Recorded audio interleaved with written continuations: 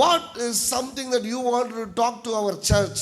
ದೇವರ ಬಳಿಯಲ್ಲಿ ನಾನು ಕೇಳಿಕೊಂಡಿದ್ದೇನೆಂದ್ರೆ, ದೇವರೇ ಏನು ನಮ್ಮ ಬಳಿಯಲ್ಲಿ ಒಂದು ವಿಶೇಷವಾಗಿ ನೀನು ನಮ್ಮ ಸಭೆಗೆ ಮಾತನಾಡಬೇಕೆಂದಿರುವುದು. எங்களுக்கு என்ன நீர் பேச விரும்புகிறீர்? ನಮ್ಮ ಬಳಿಯಲ್ಲಿ ಏನನ್ನು ಮಾತನಾಡಲು ನೀವು ಬಯಸುತ್ತೀರಾ? சபைக்கு என்ன பேச விரும்புகிறீர்? ಸಭೆಗೆ ಏನನ್ನು ಮಾತನಾಡಲು ಬಯಸುತ್ತೀರಾ? அடுத்த கட்டத்துக்கு போவதற்கு சபைக்கு நீங்கள் கொடுக்கிற ஆலோசனைகள் என்ன?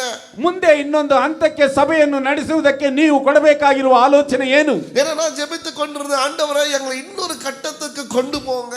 ಯಾಕೆಂದ್ರೆ ನಾನು ಪ್ರಾರ್ಥಿಸುತ್ತಿದ್ದೆ, ದೇವರೇ ನಮ್ಮನ್ನು ಇನ್ನೊಂದು ಹಂತಕ್ಕೆ ಕರೆದುಕೊಂಡು ಹೋಗಿ எங்களுக்கு இன்னும் கொஞ்சம் ஆலோசனைகளை கொடுங்க. சபையாக நாங்கள் இன்னொரு கட்டத்திற்கு நாங்கள் கடந்து போக வேண்டும். ಇನ್ನು ನಮಗೆ ಬೇರೆ ಆಲೋಚನೆಗಳನ್ನು ಕೊಡಿ, ಸಭೆಯಾಗಿ ನಾವು ಇನ್ನೊಂದು ಹಂತಕ್ಕೆ ಹಾದು ಹೋಗಬೇಕು. What is the advice that you would like to give to me and the church?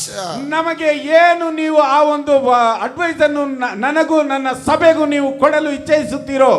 God gave me 3 words. ದೇವರು ನನಗೆ 3 ವಾಕ್ಯಗಳನ್ನು ಕೊಟ್ಟನು. அதுதான் உங்களுக்கு நான் பிரசங்கிக்கிறேன் இன்னைக்கு. ಅದನ್ನೇ ನಾನು ನಿಮಗೆ ಈ ದಿನದಲ್ಲಿ ಸಂದೇಶವಾಗಿ ಕೊಡುತ್ತೇನೆ. அது உங்களுடைய ஆசீர்வாதத்துக்கும், ಅದು ನಿಮ್ಮ ಒಂದು ಆಶೀರ್ವಾದಕ್ಕೂ, சபையின் ஆசீர்வாதத்துக்கும், ಸಭೆಯ ಆಶೀರ್ವಾದಕ್ಕೂ, உங்களுடைய குடும்பத்தின் ஆசீர்வாதத்துக்கும், ನಿಮ್ಮ ಕುಟುಂಬದ ಆಶೀರ್ವಾದಕ್ಕೂ இது 3 போதுமானதாக இருக்கிறது. ಈ 3 ವಾಕ್ಯಗಳು ಸಾಕಾದಷ್ಟಾಗಿದೆ. ஹalleluya. ಹಲ್ಲೆಲೂಯಾ. 3 காரியத்துல முதலாவது காரியம், ಆ 3 ಕಾರ್ಯಗಳಲ್ಲಿ ಮೊದಲನೆಯ ಕಾರ್ಯವು, எந்த சபை ಯಾವ ಸಭೆಯು ஜெபிக்கிறதோ ಪ್ರಾರ್ಥಿಸುತ್ತದೋ அந்த சபை ಆ ಸಭೆಯು முன் சென்று போகும். ಮುಂದೆ ಹಾದು ಹೋಗುತ್ತದೆ. Hallelujah. Hallelujah. The man that prays will go forward every day. ಒಬ್ಬ ಮನುಷ್ಯನು ಪ್ರಾರ್ಥಿಸುವಂತ ಮನುಷ್ಯನು ಪ್ರತಿದಿನವೂ ತನ್ನ ಜೀವನದಲ್ಲಿ ಮುಂದೆ ಹಾದು ಹೋಗುವವನಾಗಿದ್ದಾನೆ. A family that prays will move forward every day. ಯಾವ ಕುಟುಂಬವು ಪ್ರತಿದಿನ ಪ್ರಾರ್ಥಿಸುತ್ತದೋ ಆ ಕುಟುಂಬವು ಪ್ರತಿದಿನ ಮುಂದೆ ಹಾದು ಹೋಗುವಂತ ಕುಟುಂಬವಾಗಿದೆ. The church that prays every day will move forward. ಒಂದು ಸಭೆಯು ಪ್ರಾರ್ಥಿಸುವುದೇ ಆದರೆ, ಅದು ಪ್ರತಿದಿನ ಪ್ರಾರ್ಥಿಸುವುದೇ ಆದರೆ ಪ್ರತಿದಿನ ಆ ಸಭೆಯು ಮುಂದೆ ಹಾದು ಹೋಗುತ್ತದೆ. The country that prays will move forward every day. ಒಂದು ದೇಶವು ಪ್ರಾರ್ಥಿಸುವುದಾದರೆ ಆ ದೇಶವು ಪ್ರತಿದಿನ ಮುಂದುವರಿಯುತ್ತದೆ. Hallelujah. Hallelujah. ஜெபமானது முன் சென்று போவதற்கு நமக்கு முக்கியமாக இருக்கிறது. ಪ್ರಾರ್ಥನೆಯಾದದ್ದು ನಾವು ಮುಂದುವರಿಯುವುದಕ್ಕೆ ನಮಗೆ ಒಂದು ಪ್ರಾಮುಖ್ಯತೆ ಉಳ್ಳದ್ದಾಗಿದೆ. Hallelujah. Hallelujah. ஜெபிக்கிற சபை, ಪ್ರಾರ್ಥಿಸುವಂತ ಸಭೆಯು சென்று போகும், ಮುಂದೆ ಹಾದು ಹೋಗುತ್ತದೆ. Hallelujah. Hallelujah. ஜெபிக்கிறதுல ನಾನು ಪ್ರಾರ್ಥಿಸುವುದರಲ್ಲಿ ಅನೇಕ ಕಾರ್ಯங்கள் நடக்கிறது. ಅನೇಕ ಕಾರ್ಯಗಳು ನಡೆಯುತ್ತದೆ. ஜெபிக்கும்போது ಪ್ರಾರ್ಥಿಸುವಾಗ முதலாவது நமக்கு இருக்கிற பயத்தை அவர் எடுத்து போடுகிறார். ಮೊದಲನೆಯದಾಗಿ ನಮ್ಮಲ್ಲಿರುವಂತಹ ಭಯವನ್ನು ಅದು ತೆಗೆದು ಹಾಕುತ್ತದೆ. Hallelujah. Hallelujah. See, all the time apostles went to prayer when they were afraid. ಅಪೊಸ್ತಲರು ಯಾವಾಗೆಲ್ಲ ದಿಗಿಲು ಪಟ್ಟಿದ್ದರೋ ಆವಾಗೆಲ್ಲ ಅವರು ಭಯದಿಂದ ಕೂಡಿರುವಾಗ ಅವರು ಪ್ರಾರ್ಥಿಸುತ್ತಿದ್ದರು. Hallelujah. Hallelujah. ಯೇಸು ಕ್ರಿಸ್ತು ಉಯಿರ್ ತೆಳೆದ பிறகு, ಯೇಸು ಕ್ರಿಸ್ತನು ಪುನರುತ್ಥಾನವಾಗಿ ಎದ್ದ ಮೇಲೆ அவர்கள் தனியாக விட்டுவிடும் பொழுது, ಅವರುಗಳ ಶಿಷ್ಯರನ್ನು ಆತನು ಪ್ರತ್ಯೇಕವಾಗಿ ಬಿಟ್ಟು ಬಿಟ್ಟಾಗ, அவர்கள் பயந்திருக்கும் போது, ಅವರು ಭಯದಿಂದ ಕೂಡಿದ್ದಾಗ, அவர்கள் ஒன்று கூடி செய்தது, ಅವರು ಒಟ್ಟಾಗಿ ಕೂಡಿ ಮಾಡಿದ್ದು ஜெபம், ಪ್ರಾರ್ಥನೆ. Hallelujah. Hallelujah. பேதுரு சிறைச்சாலையில் அடைக்கும் பொழுது, ಪೇತ್ರನು ಸೆರೆಮನೆಯಲ್ಲಿ ಇಟ್ಟಿದ್ದಾಗ எல்லாரும் சேர்ந்து செய்தது ஜெபம். ಎಲ್ಲರೂ ಸೇರಿ ಮಾಡಿದ್ದು ಪ್ರಾರ್ಥನೆ. பவுலும் சீலாவும் சிறைச்சாலையில் அடைக்கப்படும் பொழுது, ಪೌಲನು ಶೀಲನನ್ನು ಸೆರೆಮನೆಯಲ್ಲಿ ಇರಿಸಿದ್ದಾಗ அவர்கள் செய்தது ஜெபம். ಅವರು ಮಾಡಿದ್ದು ಪ್ರಾರ್ಥನೆ. இயேசು கிறிஸ்து உயிர் தெழுந்த பிறகு, ಯೇಸು ಕ್ರಿಸ್ತನು ಪುನರುತ್ಥಾನವಾಗಿ ಎದ್ದ ಮೇಲೆ 120 பேர் மேலாளர்ல சேர்ந்து அவர்கள் செய்தது ஜெபம். 120 ಜನ ಆ ಒಂದು ಮೇಲ್ಕೋಣೆಯಲ್ಲಿ ಕೂಡಿ ಮಾಡಿದ್ದು ಪ್ರಾರ್ಥನೆ. ಶಿಷ್ಯர்களுக்கு உபத்திரங்கள் வரும்பொழுது அவர்கள் கூடி செய்தது ஜெபம். ಶಿಷ್ಯರಿಗೆ ಉಪದ್ರವಗಳು ಬರುವಾಗ ಅವರು ಕೂಡಿ ಮಾಡಿದ್ದು ಪ್ರಾರ್ಥನೆ. ஏனென்றால் ஜெபமானது உன்னுடைய பயத்தை அது எடுத்து போடும். ಯಾಕೆಂದರೆ ಪ್ರಾರ್ಥನೆಯಾದದ್ದು ನಿನ್ನ ಭಯವನ್ನು ತೆಗೆದು ಹಾಕುವಂತದ್ದಾಗಿದೆ. Hallelujah. Hallelujah. ಯೇಸು ಕ್ರಿಸ್ತನು அவர் சோர்ந்து போய் பயத்துல அவர் சிலுவையில இன்னைக்கு ஒப்பு கொடுக்க போறார் என்று அறிந்து அவர் மலை மேல சென்று அவர் செய்தது, ಯೇಸು ಕ್ರಿಸ್ತನು ಬೇಸರದಿಂದಿದ್ದಾಗ ತನ್ನನ್ನು ಆ ಒಂದು ಮರಣಕ್ಕೆ ಒಪ್ಪಿಸಿಕೊಡುವೆನೆಂಬುದಾಗಿ ನೆನೆದು ಆತನು ಆ ಬೆಟ್ಟದಲ್ಲಿ ಹೋಗಿ ಮಾಡಿದ್ದು ಪ್ರಾರ್ಥನೆ. Amen. Hallelujah. Jesus went up. ಯೇಸು ಕ್ರಿಸ್ತನು ಆ ಬೆಟ್ಟಕ್ಕೆ ಹೋಗಿ he prayed. ಆತನು ಪ್ರಾರ್ಥಿಸಿದನು. Because ಯಾಕೆಂದರೆ he was too afraid of the cross. ಆ ಒಂದು ಶಿಲುಬೆಗೆ ಆತನು ಅಂಜಿದವನಾಗಿ. ஆமென். ಆಮೆನ್. அவர் சொன்ன ஜெபம் என்ன? ಆತನು ಹೇಳಿದಂತ ಪ್ರಾರ್ಥನೆ ಏನು? தகப்பனே, ತಂದೆಯೇ, இது முடிந்தா ಇದು ಸಾಧ್ಯವಾದರೆ இந்த பாத்திரத்தை என்னிடத்துல இருந்து எடுத்துரு. ಈ ಪಾತ್ರೆಯನ್ನು ನನ್ನಿಂದ ತೆಗೆದು ಹಾಕು. ஆனாலும் ಆದರೂ என் சித்தம் அல்ல, ಇದು ನನ್ನ ಚಿತ್ತವಲ್ಲ, உங்க சித்தம் ಇದು ನಿಮ್ಮ ಚಿತ್ತದಂತೆ ಆಗಲಿ, நிறைவேறட்டும். ನಿನ್ನ ಒಂದು ಚಿತ್ತವೇ ನೆರವೇರಲಿ. அந்த ஜெபத்தினுடைய பேர் என்ன? the mount of transfiguration, மறுரூபமலை. ಆ ಒಂದು ಪ್ರಾರ್ಥನೆಯ ಒಂದು ಹೆಸರೇನೆಂದರೆ ಆ ಒಂದು ಮಾರ್ಪಡಿಸುವಂತ ಒಂದು ಬೆಟ್ಟ, the transfiguration. ಆ ಒಂದು ಮನಸಾಂತರ ಒಂದು ಪ್ರಾರ್ಥನೆ, ಆ ಒಂದು ಬದಲಾಯಿಸುವಂತ ಬೆಟ್ಟ. ಯೇಸು ಅங்க போய் ஜெபிக்க போறாரு. ಯೇಸು ಕ್ರಿಸ್ತನಲ್ಲಿ ಹೋಗಿ ಪ್ರಾರ್ಥಿಸಿದಾಗ அங்க மூணு சிஷ்யர்களும் பார்க்கறாங்க. ಅಲ್ಲಿ ಮೂರು ಶಿಷ್ಯರು ನೋಡುತ್ತಿದ್ದಾರೆ. அவங்க போகும்போது பயத்தோட போறாங்க. ಇವರು ಹೋದಾಗ ಭಯದೊಂದಿಗೆ ಹೋದರು. அவங்க மூணு பேரு ஜெபிக்க சொன்னா அவங்களும் ஜெபிக்கல.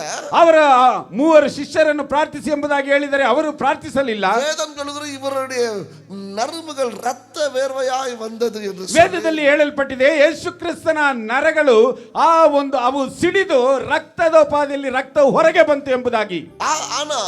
ಆದರೆ அவர் திரும்பಿ வரும்பொழுது ಆತನು ತಿರುಗಿ ಬರುವಾಗ ಮಹಿಮೆಯಾಗಿ ಬಂದ. ಆತನು ಮಹಿಮೆಯ ರೂಪದಲ್ಲಿ ಬಂದನು. அவர் தரிசனத்தை பார்த்தார். ಆತನು ಒಂದು ದರ್ಶನವನ್ನು ನೋಡಿದನು. அவர் பரலோகத்தின் தரிசனத்தை ಆ பார்த்தார். ಪರಲೋಕದ ದರ್ಶನವನ್ನು ನೋಡಿದನು. பிதாகிய தேவன் அவரோடு பேசுவதை பார்த்தார். ತಂದೆಯಾದ ದೇವರು ಆತನೊಂದಿಗೆ ಮಾತನಾಡುವುದನ್ನು ನೋಡಿದನು. Hallelujah. Hallelujah. The church which prays will talk to Father. ಸಭೆಯಾದದ್ದು ಪ್ರಾರ್ಥಿಸುವಾಗ ತಂದೆಯ ಬಳಿಯಲ್ಲಿ ಮಾತನಾಡುವಂತದ್ದಾಗಿದೆ. Hallelujah. Hallelujah. ஜெபிக்கும்போது ಆತನು ಪ್ರಾರ್ಥಿಸುವಾಗ தகப்பன் உங்களோட பேசும்போது, ತಂದೆಯು ನಿಮ್ಮೊಂದಿಗೆ ಮಾತನಾಡುವಾಗ, தகப்பன் சபையோட பேசும்போது, ತಂದೆಯು ಸಭೆಯೊಂದಿಗೆ ಮಾತನಾಡುವಾಗ அந்த சபைக்கு பயம் இருக்காது. ಆ ಸಭೆಗೆ ಭಯವೆಂಬುದು ಇರುವುದಿಲ್ಲ.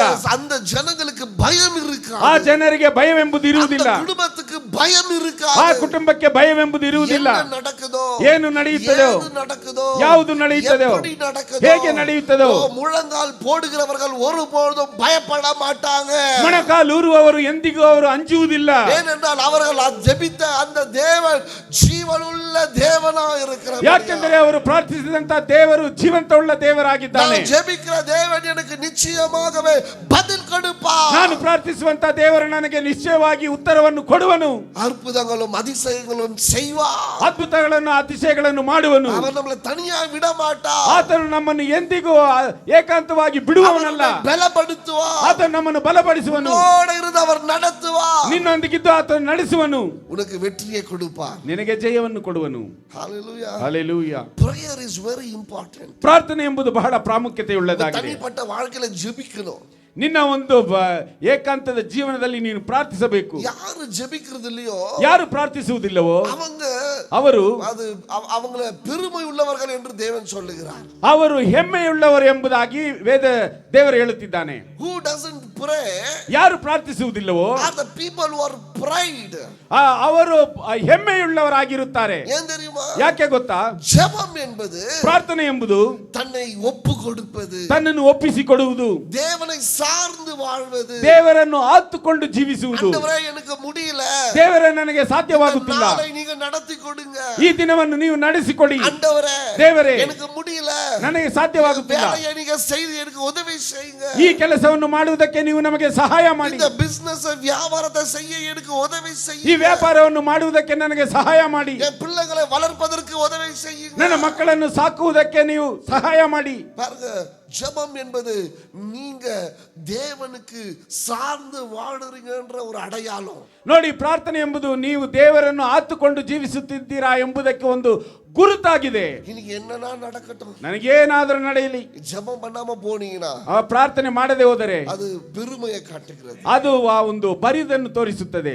Amen. when you are not praying, ನೀನು ಪ್ರಾರ್ಥಿಸದೇ ಇದ್ದಾಗ it shows your pride, you are proud of ನೀನು ಅದರ ಒಂದು ಹೆಮ್ಮೆತನವನ್ನು ತೋರಿಸುವಂತದ್ದಾಗಿದೆ. ಆಮೆನ್. பாருங்க, ನೋಡಿ, ಅನೇಕ ಮುಖ್ಯமான ವೇಳೆಗಳಿಲ್ಲ ಅನೇಕ ಮುಖ್ಯವಾದ ಸಮಯಗಳಲ್ಲಿ நம்ம ஜெபிப்போம், ನಾವು ಪ್ರಾರ್ಥಿಸುತ್ತೇವೆ. ಯಾಕೆ? ஆண்டவரே, ದೇವರೇ, நாளைக்கு திருமணம் ஐயா, ನಾಳೆ ವಿವಾಹವಿದೆ, இன்னைக்கு மழை வரக்கூடாது, ಇಂದು ಮಳೆ ಬರಬಾರದು. எவ்வளவு குடும்பம் ஜெபிச்சிருக்கு, ಎಷ್ಟು ಕುಟುಂಬಗಳು ಪ್ರಾರ್ಥಿಸಿದೆ ಆತರ. ஆனா அதுக்கு முன்னாடி ஜெபிச்சிங்களா? காலையில ಆದರೆ ಅದಕ್ಕೆ ಮುಂಚೆ ಈ ರೀತಿಯಾಗಿ ನೀವು ಮುಂಜಾನೆ ಎದ್ದು ಪ್ರಾರ್ಥಿಸಿದ್ದೀರಾ? ಇಲ್ಲ.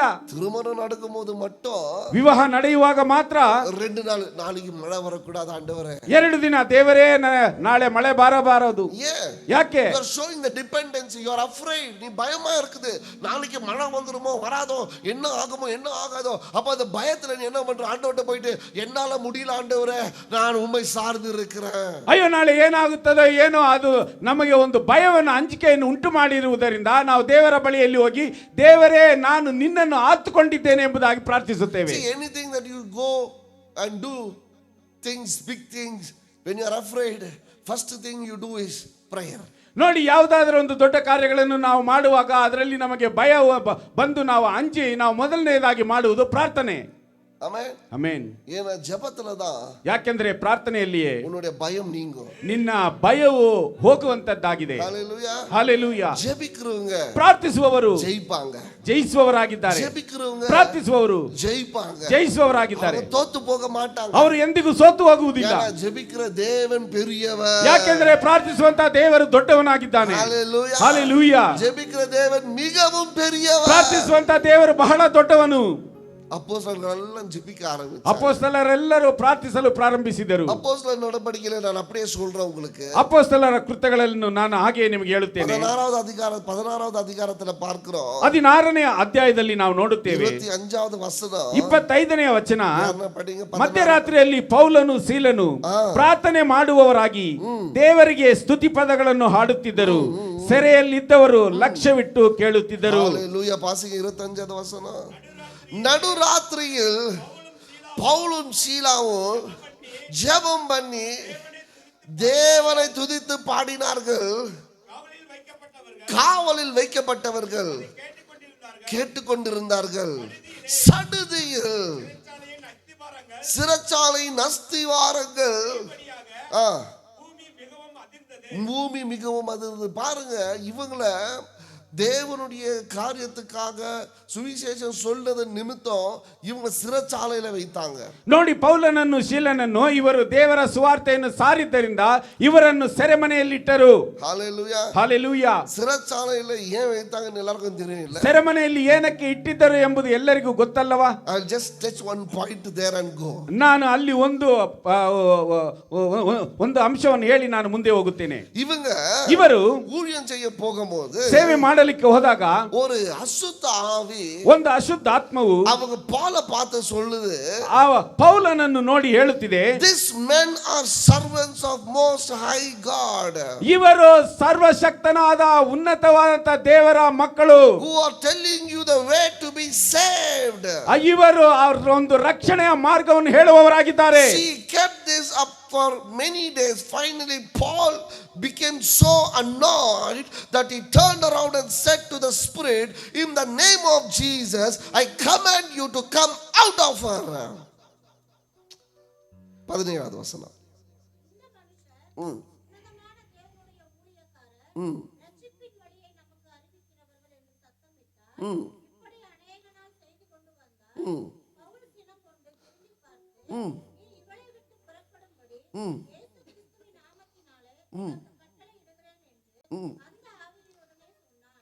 ಪೌಲನು ನಾವು ಹೋಗುತ್ತಿರುವಾಗ ಅವಳು ಹಿಂದೆ ಬಂದು, ಈ ಮನುಷ್ಯರು ಪರಾತ್ಪರನಾದ ದೇವರ ದಾಸರು, ನಿಮಗೆ ರಕ್ಷಣೆಯ ಮಾರ್ಗವನ್ನು ಸಾರುತ್ತಾರೆ ಎಂದು ಕೂಗುತ್ತಿದ್ದಳು. ಹೀಗೆ ಅನೇಕ ದಿವಸ ಮಾಡಿದ್ದರಿಂದ ಪೌಲನು ಬಹಳವಾಗಿ ಬೇಸರಗೊಂಡು ಹಿಂತಿರುಗಿ ಆ ದೆವ್ವಕ್ಕೆ, ಅವಳನ್ನು ಬಿಟ್ಟು ಹೋಗು ಎಂದು ಯೇಸು ಕ್ರಿಸ್ತನ ಹೆಸರಿನಲ್ಲಿ ನಿನಗೆ ಅಪ್ಪಣೆ ಕೊಡುತ್ತೇನೆ ಎಂದು ಹೇಳಿದನು.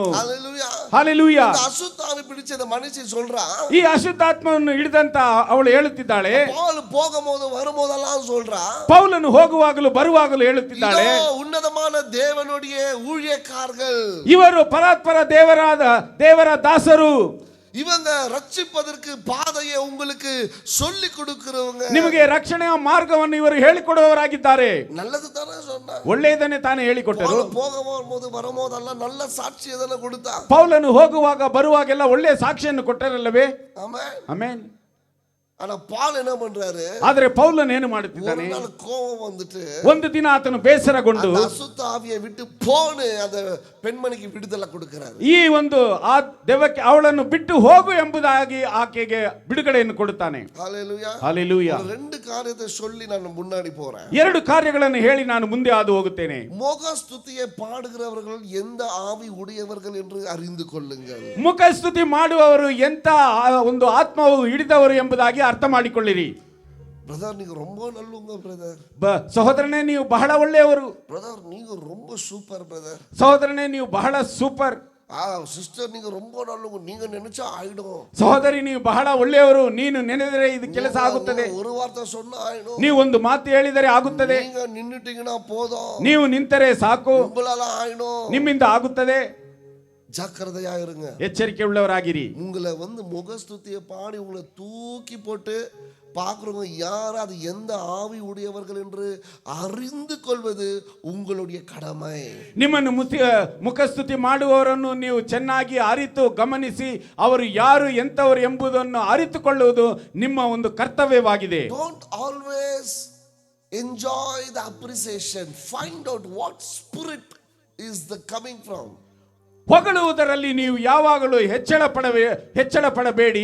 ಒಂದು ಕ್ಷಣ ನೀವು ಆಲೋಚನೆ ಮಾಡಿ ನಿಮ್ಮನ್ನು ಹೊಗಳುವವರು ಎಂತ ಒಂದು ಆತ್ಮ ಉಳ್ಳವರಾಗಿದ್ದಾರೆ ಎಂಬುದನ್ನು ಅರ್ಥ ಮಾಡಿಕೊಳ್ಳಿರಿ. She was praising Paul. ಆಕೆಯು ಪೌಲನನ್ನು ಹೊಗಳುತ್ತಿದ್ದಾಳೆ. ಇದು ಉನ್ನತமான தேவனுடைய மனுஷன். ಈತನು ಪರಾತ್ಪರನಾದ ದೇವರ ಮನುಷ್ಯನು.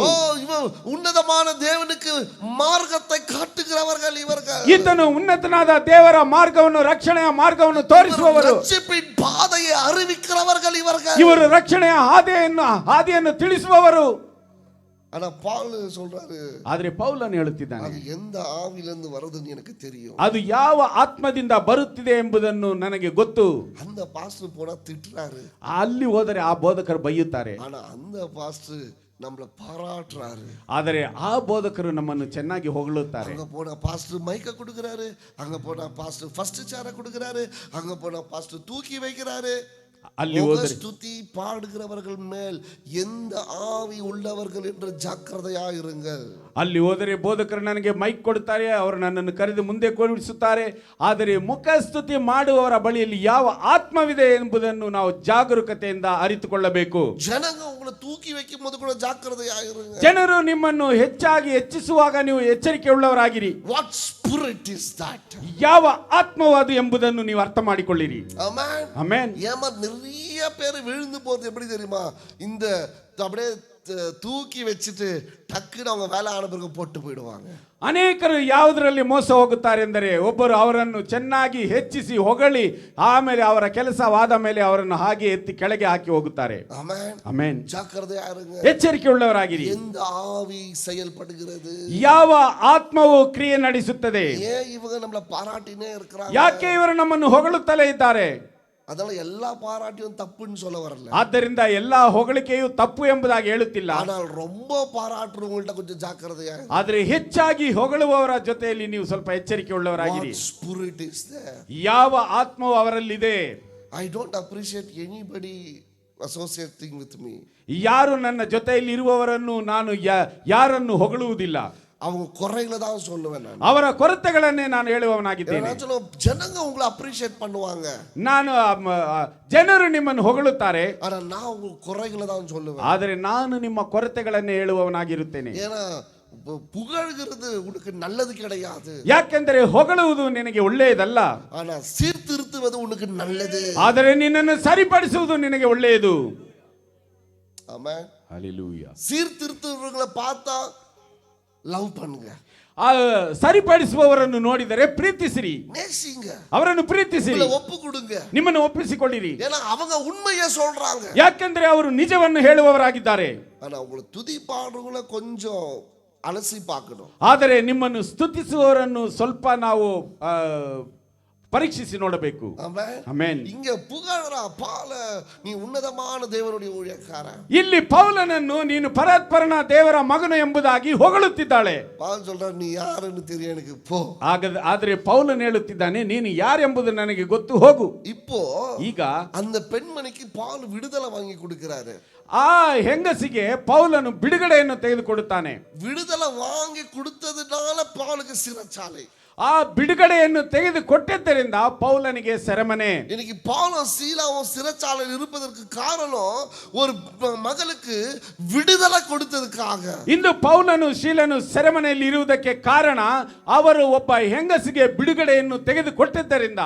ஹல்லேலூயா. ஹல்லேலூயா. இப்போ ஒரு பெண்மணிக்கு விடுதலை கிடைச்சா நீங்க பாராட்டுவீங்களா இல்ல சிறைச்சாலையில போடுவீங்களா? ಈಗ ಒಬ್ಬ ಹೆಂಗಸಿಗೆ ಬಿಡುಗಡೆ ಸಿಕ್ಕಿದರೆ ನೀವು ಅವರನ್ನು ಹೊಗಳುತ್ತೀರಾ ಅಥವಾ ಸೆರೆಮನೆಯಲ್ಲಿ ಹಾಕುತ್ತೀರಾ? ಆಮೆನ್. ಆಮೆನ್. ಹೊಗಳುತ್ತೀವಿ. ಆದ್ರೆ ಇಲ್ಲಿ ಪೌಲ್ಗೆ ಸಿಕ್ಕಿದ್ದು ಪ್ರಿಸನ್ ಸೆರೆಮನೆ. ಹಿಂಗೆ ಪೌಲಕ್ಕೆ கிடைத்தது ಸಿರೆಚಾಲೆ. ಏನ್ தெரியுமா? ಯಾಕೆ ಗೊತ್ತಾ? Sometimes ಕೆಲವು ಸಮಯಗಳಲ್ಲಿ truth will make you uncomfortable.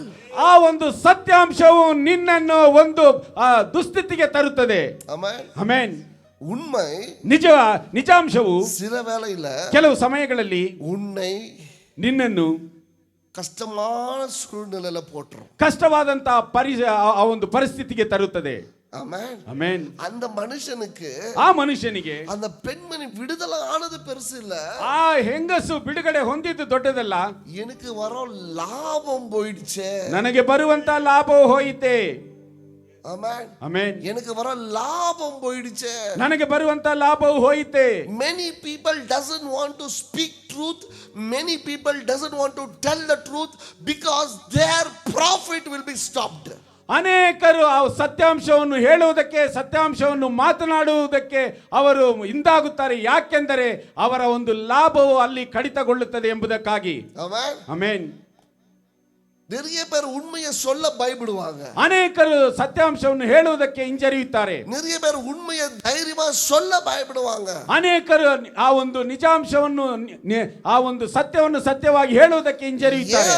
ಯಾಕೆಂದರೆ அந்த மனிதன் மூலமா வருகிற வருமானம் எனக்கு நின்று போய்விடும். ಆ ಮನುಷ್ಯನ ಮುಖಾಂತರ ಬರುವಂತ ಒಂದು ಲಾಭದಾಯಕವು ನನ್ನ ಅಲ್ಲಿ ನಿಂತು ಹೋಗುತ್ತದೆ. This man was worried about the income, not the truth.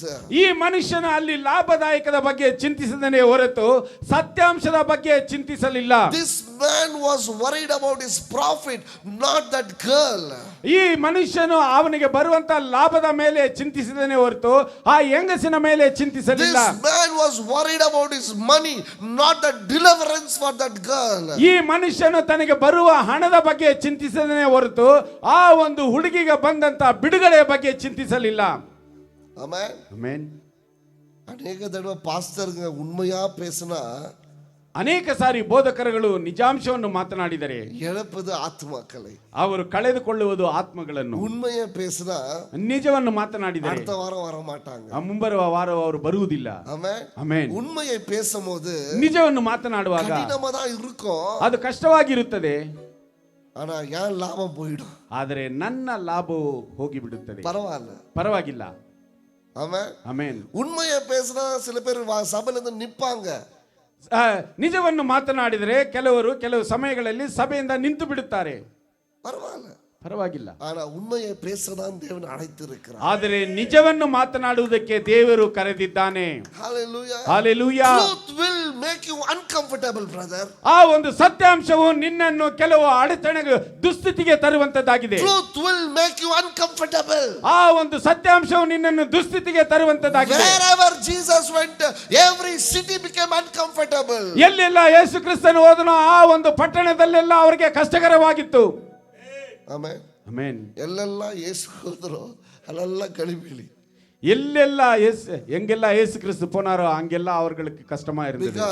ಯಾಕೆಂದರೆ he was talking the truth. ಆತನು ಸತ್ಯಾಂಶವನ್ನು ನುಡಿಯುತ್ತಿದ್ದನು. ಪರಿಸರ ಪಾತು ಚೊಡರು வெள்ளடத்த ಕಲ್ಲರೆಗಳೇ. ಆ ಪರಿಸರನ್ನು ನೋಡಿ ಹೇಳಿದನು ಆ ಒಂದು ಸುಣ್ಣ ಬಡಿದಂತ ಸಮಾಧಿಗಳು ಎಂಬುದಾಗಿ. ಪರಿಸರಗಳ ಪಾತು சொன்னார்கள் நீங்க brood of vipers. ಆ ಒಂದು ಸದ್ದುಕಾಯರನ್ನು ಆತನು ನೋಡಿದನು ಸರ್ಪ ಜಾತಿ ಉಳ್ಳವರು ಎಂಬುದಾಗಿ. Hallelujah. Hallelujah. ஒரு கலக்கம். ಒಂದು ಕಳವಳ. இங்கே பால் உண்மையை சொல்றதுனால அவருக்கு கிடைச்ச சம்பளம் சிறைச்சாலை. ಇಲ್ಲಿ ಪೌಲನು ಸತ್ಯಾಂಶವನ್ನು ನುಡಿದಿದ್ದರಿಂದ ಆತನಿಗೆ ಸಿಕ್ಕಿದಂತ ಒಂದು ಸಂಬಳವು ಸೆರೆಮನೆ. ஆமென். ಆಮೆನ್. ஐயா நீங்க ஜெபிக்கணும். ಅಯ್ಯ ನೀವು ಪ್ರಾರ್ಥಿಸಬೇಕು. உங்களுக்கு கொஞ்சம் கஷ்டமாகுது. ನಿಮಗೆ ಸ್ವಲ್ಪ நீங்க ಕಷ್ಟವಾಗುತ್ತದೆ. சரியா வரணும் சர்ச்சுக்கு. ನೀವು ಸರಿಯಾಗಿ ಸಭೆಗೆ ಬರಬೇಕು. கொஞ்சம் கஷ்டம் ஆகுது. ಸ್ವಲ್ಪ ಕಷ್ಟ ಆಗುತ್ತದೆ. நீங்க பாவம் செய்ய கூடாது. ನೀವು ಪಾಪ ಮಾಡಬಾರದು. நீங்க பாக்கு போட கூடாது, நீங்க குடிக்க கூடாது, நீங்க இது பாவம் செய்ய கூடாது, தவறான உறவை வைத்து கொள்ள கூடாது. இதெல்லாம் உங்களுக்கு சொல்லும்போது என்ன ஆகுதுன்னா ಅನ್ಕಂಫರ್ಟಬಲ್ ಆಗುது. ನೀವು ಅಡಿಕೆ ಹಾಕಬಾರದು, ಕುಡಿಯಬಾರದು, ನೀವು ತಪ್ಪಾದ ದಾರಿ ಹಿಡಿಯಬಾರದು ಎಂಬುದಾಗಿ ಈ ರೀತಿಯಾಗಿ ಹೇಳುವಾಗ ನಿಮಗೆ ಸ್ವಲ್ಪ ಕಷ್ಟಕರವಾಗಿ ತೋಚುತ್ತದೆ. ಆಮೆನ್. ಆಮೆನ್. உங்களுக்கு விடுதலை வேணுமா? ನಿಮಗೆ ಬಿಡುಗಡೆ ಬೇಕಾ?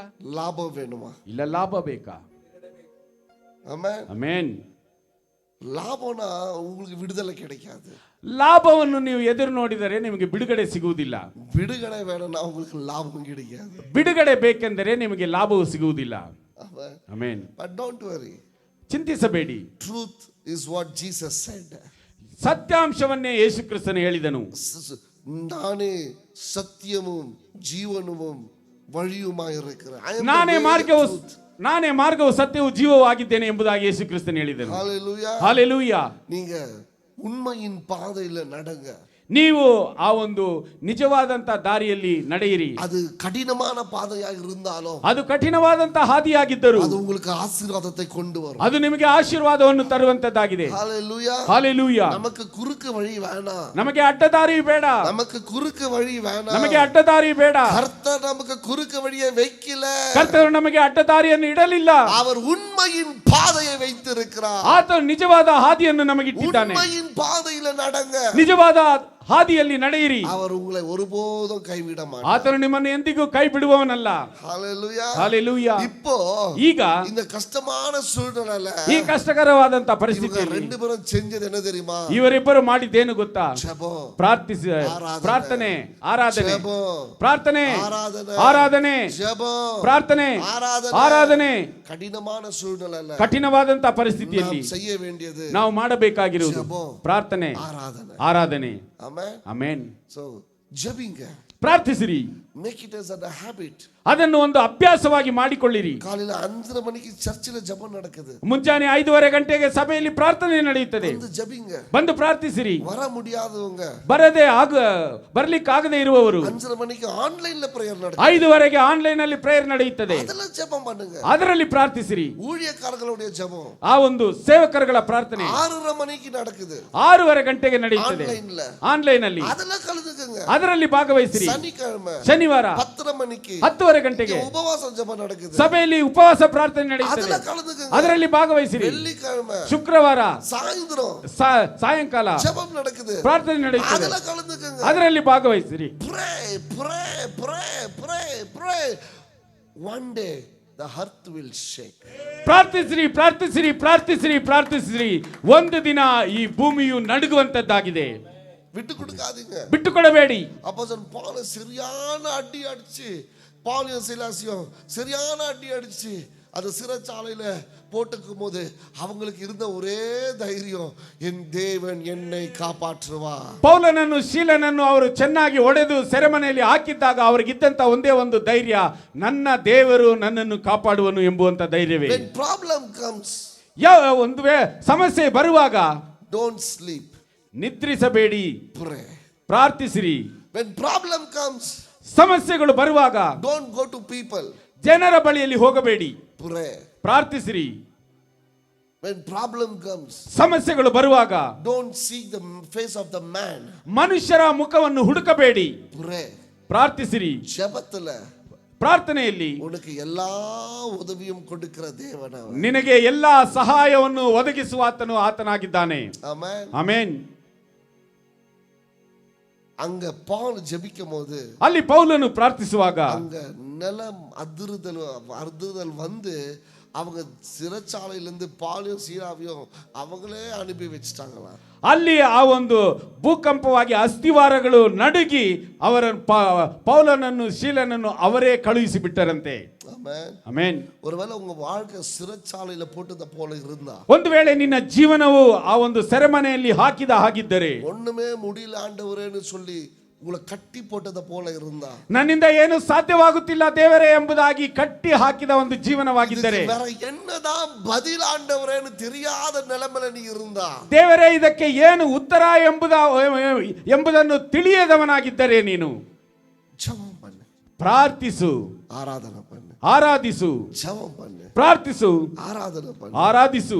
அவர் உழுக்கிற உன் பதில் வந்து சேர்ந்துடும். ಆತನು ನಡುಕುವಂತಹ ಒಂದು ನಡುಕದಲ್ಲಿ ನಿನಗೆ ಉತ್ತರ ಬಂದು ಸೇರುವಂತದ್ದಾಗಿದೆ. ஜெபிக்கிறவங்க தோத்தது கிடையாது. ಪ್ರಾರ್ಥಿಸುವವರು ಸೋತಿದ್ದೇ ಇಲ್ಲ. ஜெபிக்கிறவங்க தோத்தது சரித்திரம் கிடையாது. ಪ್ರಾರ್ಥಿಸಿದವರು ಸೋತು ಹೋದಂತ ಚರಿತ್ರೆಯೇ ಇಲ್ಲ. ஆனா ஜெயிச்சவங்களோட எல்லாருமே ஜெபிச்சவங்க தான். ಆದರೆ ಜಯಿಸಿದವರ ಎಲ್ಲರ ಜೀವನದಲ್ಲಿ ನೋಡಿದರೆ ಅವರು ಪ್ರಾರ್ಥಿಸುವವರಾಗಿದ್ದಾರೆ. Talk to God, talk to Father. ದೇವರೊಂದಿಗೆ ಮಾತನಾಡಿ, ತಂದೆಯೊಂದಿಗೆ ಮಾತನಾಡಿ. Amen. ಆಮೆನ್.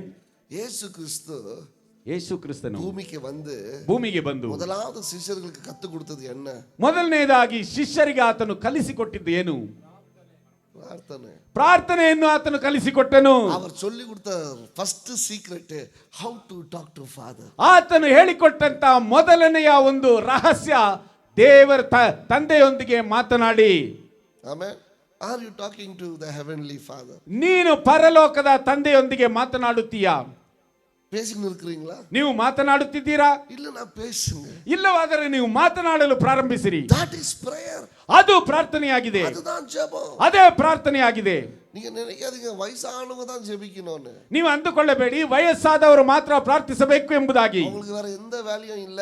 ಅವರಿಗೆ ಬೇರೆ ಯಾವ ಕೆಲಸಗಳು ಇಲ್ಲ. அதனால அவங்க ஜெபிப்பாங்க. ಆದ್ದರಿಂದ ಅವರು ಪ್ರಾರ್ಥಿಸುತ್ತಾರೆ. ஜெபம் ಪ್ರಾರ್ಥನೆಯು ವಾಲಿಬರ್ಗಳಿಗೆ தான் ಮುಖ್ಯமா வேணும். ಮುಖ್ಯವಾಗಿ ಯೌವನಸ್ಥರಿಗೆ ಬೇಕಾಗಿದೆ. because you are running. ಯಾಕೆಂದರೆ ನೀವು ಓಡುತ್ತಿದ್ದೀರಾ. you only need protection. ನಿನಗೆ ಕಾಪಾಡುವಿಕೆ, ಸುರಕ್ಷತೆ ಬೇಕಾಗಿದೆ. you only need victory. ನಿನಗೆ ಜಯವು ಬೇಕಾಗಿದೆ. ಆಮೆನ್. ಆಮೆನ್. ಬರೀ ಅಪ್ಪ ಅಮ್ಮ தான் ಜೆபிக்கணும். ಬರೀ ತಂದೆ ತಾಯಿ ಮಾತ್ರ ಪ್ರಾರ್ಥಿಸಬೇಕು. ಆಯಾ ತಾತ தான் ಜೆபிக்கணும். ಅಜ್ಜಿ ತಾತ ಮಾತ್ರ ಪ್ರಾರ್ಥಿಸಬೇಕು. உங்க வீட்ல இருக்கிற சின்ன பிள்ளைங்க ஜெபிக்கணும். ನಿಮ್ಮ ಮನೆಯಲ್ಲಿರುವಂತಹ ಚಿಕ್ಕ ಮಕ್ಕಳು ಪ್ರಾರ್ಥಿಸಬೇಕು. ஏன்னா ஜெபிக்கிறது தான் அவங்களை காப்பாற்றும். ಯಾಕೆಂದರೆ ಪ್ರಾರ್ಥಿಸುವುದೇ ಅವರನ್ನು ಕಾಪಾಡುವಂತದ್ದಾಗಿದೆ. ಆಮೆನ್. ಆಮೆನ್. ಮೊದಲಾவது ಯೇಸು சொல்லி கொடுத்தது ஜெபிக்கிறதுக்கு. ಮೊದಲನೇದಾಗಿ ಯೇಸು ಕ್ರಿಸ್ತನು ಹೇಳಿಕೊಟ್ಟದ್ದು ಪ್ರಾರ್ಥಿಸುವುದಕ್ಕೆ. Amen. Amen. James John Peter. James John Peter. James Yohana ಪೇತ್ರನು, ಯಾಕೋಬ ಯೋಹಾನ ಪೇತ್ರನು அந்த ஜெபத்துல என்ன நடக்குதுன்னு காட்டினார். ಅದು ಪ್ರಾರ್ಥನೆಯಲ್ಲಿ ಏನು ನಡೆಯುತ್ತದೆ ಎಂಬುದನ್ನು ಅವರು ತೋರಿಸಿದರು. என்ன நடக்குது ಪ್ರಾರ್ಥನೆಯಲ್ಲಿ? ಪ್ರಾರ್ಥನೆಯಲ್ಲಿ ಏನು ನಡೆಯುತ್ತದೆ? heaven and earth got connected. ಆಕಾಶ, ಒಂದು ಪರಲೋಕವು ಭೂಮಿಯು ಒಂದಾಗಿ ಜೋಡಣೆಯಾಗಿದೆ. ಆಮೆನ್. ಆಮೆನ್. ಪ್ರಾರ್ಥನೆಯಲ್ಲಿ என்ன நடக்குது? பரலோகமும் பூமியும் ஒன்று சேருகிறதை இந்த மூணு சிஷ்யர்களுக்கும் காட்டுறாரு. what happens in prayer. ಪ್ರಾರ್ಥನೆಯಲ್ಲಿ ಏನು ನಡೆಯುತ್ತದೆ ಎಂಬುದನ್ನು, ಆ ಪರಲೋಕವು ಭೂಮಿಯು ಒಂದಾಗುವುದನ್ನು ಆತನು ಈ 3 ಜನ ಶಿಷ್ಯರಿಗೆ ತೋರಿಸಿದನು. அப்ப நீ ஜெபிக்கும்போது, ಆಗ ನೀನು ಪ್ರಾರ್ಥಿಸುವಾಗ நீ பரலோகத்தோட தொடர்பு கொள்ளுகிற, ನೀನು ಪರಲೋಕದೊಂದಿಗೆ ಸಂಪರ್ಕವನ್ನು ರೂಪಿಸಿಕೊಳ್ಳುತ್ತೀಯ. God showed that the angels coming down. ದೇವರು ಆ ಒಂದು ಪರಲೋಕದ ದೂತರು ಇಳಿದು ಬರುವುದನ್ನು ತೋರಿಸಿದನು. God, Jesus showed them Father God talking to Jesus. ಆ ಒಂದು ತಂದೆಯಾದ ದೇವರು ಯೇಸು ಕ್ರಿಸ್ತನೊಂದಿಗೆ ಮಾತನಾಡುವುದನ್ನು ತೋರಿಸಿದನು. ಆಮೆನ್. ಆಮೆನ್. ನಾನು ಹೇಳುತ್ತೇನೆ, ನೀ ಅಪ್ಪ ಕಿட்ட பேசுறவனா இருந்தா, ನೀನು ತಂದೆಯೊಂದಿಗೆ ಮಾತನಾಡುವವನಾಗಿದ್ದರೆ ಭೂಮಿಯಲ್ಲಿ ನೀ ತೋತು போறதுக்கு ஒரு துளி கூட வாய்ப்பு கிடையாது. ಈ ಭೂಮಿಯಲ್ಲಿ ನೀನು ಸೋತು ಹೋಗುವುದಕ್ಕೆ ಯಾವ ಕಾರಣವೂ ಇಲ್ಲ. The church that prays will always grow. ಪ್ರಾರ್ಥಿಸುವಂತಹ ಸಭೆಯು ಯಾವಾಗಲೂ ಬೆಳೆಯುವಂತಹ ಸಭೆಯಾಗಿರುತ್ತದೆ. The person that prays always will grow. ಯಾವ ವ್ಯಕ್ತಿಯು ಪ್ರಾರ್ಥಿಸುತ್ತಾನೋ ಅವನು ಬೆಳೆಯುವವನಾಗಿದ್ದಾನೆ. Hallelujah. ಆಮೆನ್. రెండవది ನಾನು ವೇಗமா ಮುಗಿக்கிறேன். ಎರಡನೆಯದಾಗಿ ಅಂಶವು ನಾನು ಬೇಗನೆ ಮುಗಿಸುತ್ತೇನೆ. The church that is filled with the Holy Spirit will always grow. ಪವಿತ್ರಾತ್ಮನಿಂದ ತುಂಬಿಸಲ್ಪಟ್ಟಂತ ಸಭೆಯು ಯಾವಾಗಲೂ ಬೆಳೆಯುವಂತ ಸಭೆಯಾಗಿರುತ್ತದೆ. பரிசுத்த ஆவியில நிரம்பி இருக்கிறாங்களோ அவங்க நிச்சயமாகவே அவங்க வளருவாங்க. ಯಾರು ಪರಿಶುದ್ಧಾತ್ಮನಲ್ಲಿ ತುಂಬಿರುತ್ತಾರೋ ಅವರು ನಿಶ್ಚಯವಾಗಿ ಬೆಳೆಯುವವರಾಗಿದ್ದಾರೆ. அதற்கு தான் அப்போஸ்தலர்களுக்கு முதலாவது தேவன் கொடுத்தது, காத்திருங்க, நான் இன்னொரு தேற்றரவாளரை அனுப்புவேன், அவர் எல்லா சத்தியத்திலும் உன்னை அவர் நடத்துவார். ಆದ್ದರಿಂದಲೇ ಅಪೊಸ್ತಲರಿಗೆ ಯೇಸು ಕ್ರಿಸ್ತನು ಹೇಳಿದ್ದು, ನಾನು ನಿಮ್ಮನ್ನು ಸಂತೈಸುವವನಾಗಿರುವಂತ ಒಬ್ಬನನ್ನು ಕಳುಹಿಸುತ್ತೇನೆ, ಆತನು ನಿಮ್ಮನ್ನು ಸಂತೈಸುವನು. எந்த சபை ஆவியிலே நிரம்பி இருக்கிறதோ அந்த சபை ಜಯಶಾಲಿಯಾದ ಸಭೆಯಾಗಿರುತ್ತದೆ. ಯಾವ ಸಭೆಯು ಆತ್ಮದಲ್ಲಿ ತುಂಬಿರುತ್ತದೋ ಆ ಸಭೆಯು ಜಯಿಸುವಂತ ಸಭೆಯಾಗಿರುತ್ತದೆ. எந்த சபை ஆவியானவர் நடத்துகிறாரோ அந்த சபை ஜெயிக்கும். ಯಾವ ಸಭೆಯನ್ನು ಆತ್ಮಿಕರು ನಡೆಸುತ್ತಾನೋ ಆ ಸಭೆಯು ಜಯಿಸುವಂತದಾಗಿದೆ. எந்த சபை ஆவியானவரை கனப்படுத்துகிறதோ அந்த சபை முன் சென்று போகும். ಯಾವ ಸಭೆಯು ಪರಿಶುದ್ಧಾತ್ಮನನ್ನು ಘನಪಡಿಸುತ್ತದೋ ಆ ಸಭೆಯು ಮುಂದುವರಿಯುತ್ತದೆ. Hallelujah. Hallelujah. The house which welcomes the Holy Spirit, that house will be a miracle place. ಯಾವ ಮನೆಯು ಆ ಒಂದು ಪರಿಶುದ್ಧಾತ್ಮನನ್ನು ಆಹ್ವಾನಿಸುತ್ತದೋ ಆ ಮನೆಯು ಅದ್ಭುತಗಳನ್ನು ನಡೆಯುವಂತ ಸ್ಥಳವಾಗಿ ಅದು ಪರಿವರ್ತನೆಗೊಳ್ಳುತ್ತದೆ. Hallelujah. Hallelujah. When I go to house, ನಾನು ಕೆಲವು ಮನೆಗಳಿಗೆ ಹೋಗುವಾಗ ಉಳ್ಳ ನೊಳೆಯಬಹುದೇ, ಆ ಮನೆಯಲ್ಲಿ ನಾನು ಹೋಗುವಾಗಲೇ I can tell ನಾನು ಹೇಳಲು ಸಾಧ್ಯ what is inside the house. ಈ ಮನೆಯ ಒಳಗೆ ಏನಿದೆ ಎಂಬುದನ್ನು ನಾನು ಹೇಳಲು ಶಕ್ತನಾಗಿರುತ್ತೇನೆ. Amen. ಆಮೆನ್. சொல்ல மாட்டேன், ನಾನು ಹೇಳುವುದಿಲ್ಲ, and I know. ಆದರೆ ನನಗೆ ಅದು ಗೊತ್ತು. Amen. ಆಮೆನ್. சில வீடுகளுக்குள்ள போகும்போது ಕೆಲವು ಮನೆಯ ಒಳಗಡೆ ಹೋಗುವಾಗ வெளிச்சமா இருக்கும். ಬೆಳಕಾಗಿರುತ್ತದೆ. Amen. Amen. I'm not talking about money. ನಾನು ಹಣದ ಬಗ್ಗೆ ನಾನು ಮಾತನಾಡುತ್ತಿಲ್ಲ. வீட்டுக்குள்ள எவ்வளவு காசு இருக்குது அத பேசல. ಮನೆಯ ಒಳಗೆ ಎಷ್ಟು ಹಣವಿದೆ ಅದರ ಬಗ್ಗೆ ನಾನು ಮಾತನಾಡುತ್ತಿಲ್ಲ. அந்த வீட்டுக்குள்ள எவ்வளவு ஆவியானவர் இருக்கிறாரு நான் பேசுகிறேன். ಆ ಮನೆಯಲ್ಲಿ ಪರಿಶುದ್ಧಾತ್ಮನು ಎಷ್ಟರ ಮಟ್ಟಿಗೆ ಇದ್ದಾನೆಂಬುದನ್ನು ನಾನು ಮಾತನಾಡುತ್ತಿದ್ದೇನೆ. சில வீடுகளுக்கு போகும்போது ಕೆಲವು ಮನೆಗಳಿಗೆ ಹೋಗುವಾಗ you know it's bright. ಅದು ಪ್ರಕಾಶಮಾನವಾಗಿರುತ್ತದೆ. ಸೇವಕರಿಗೆ ಗೊತ್ತಿರ್ತದೆ, when you go you know it's open, it's bright.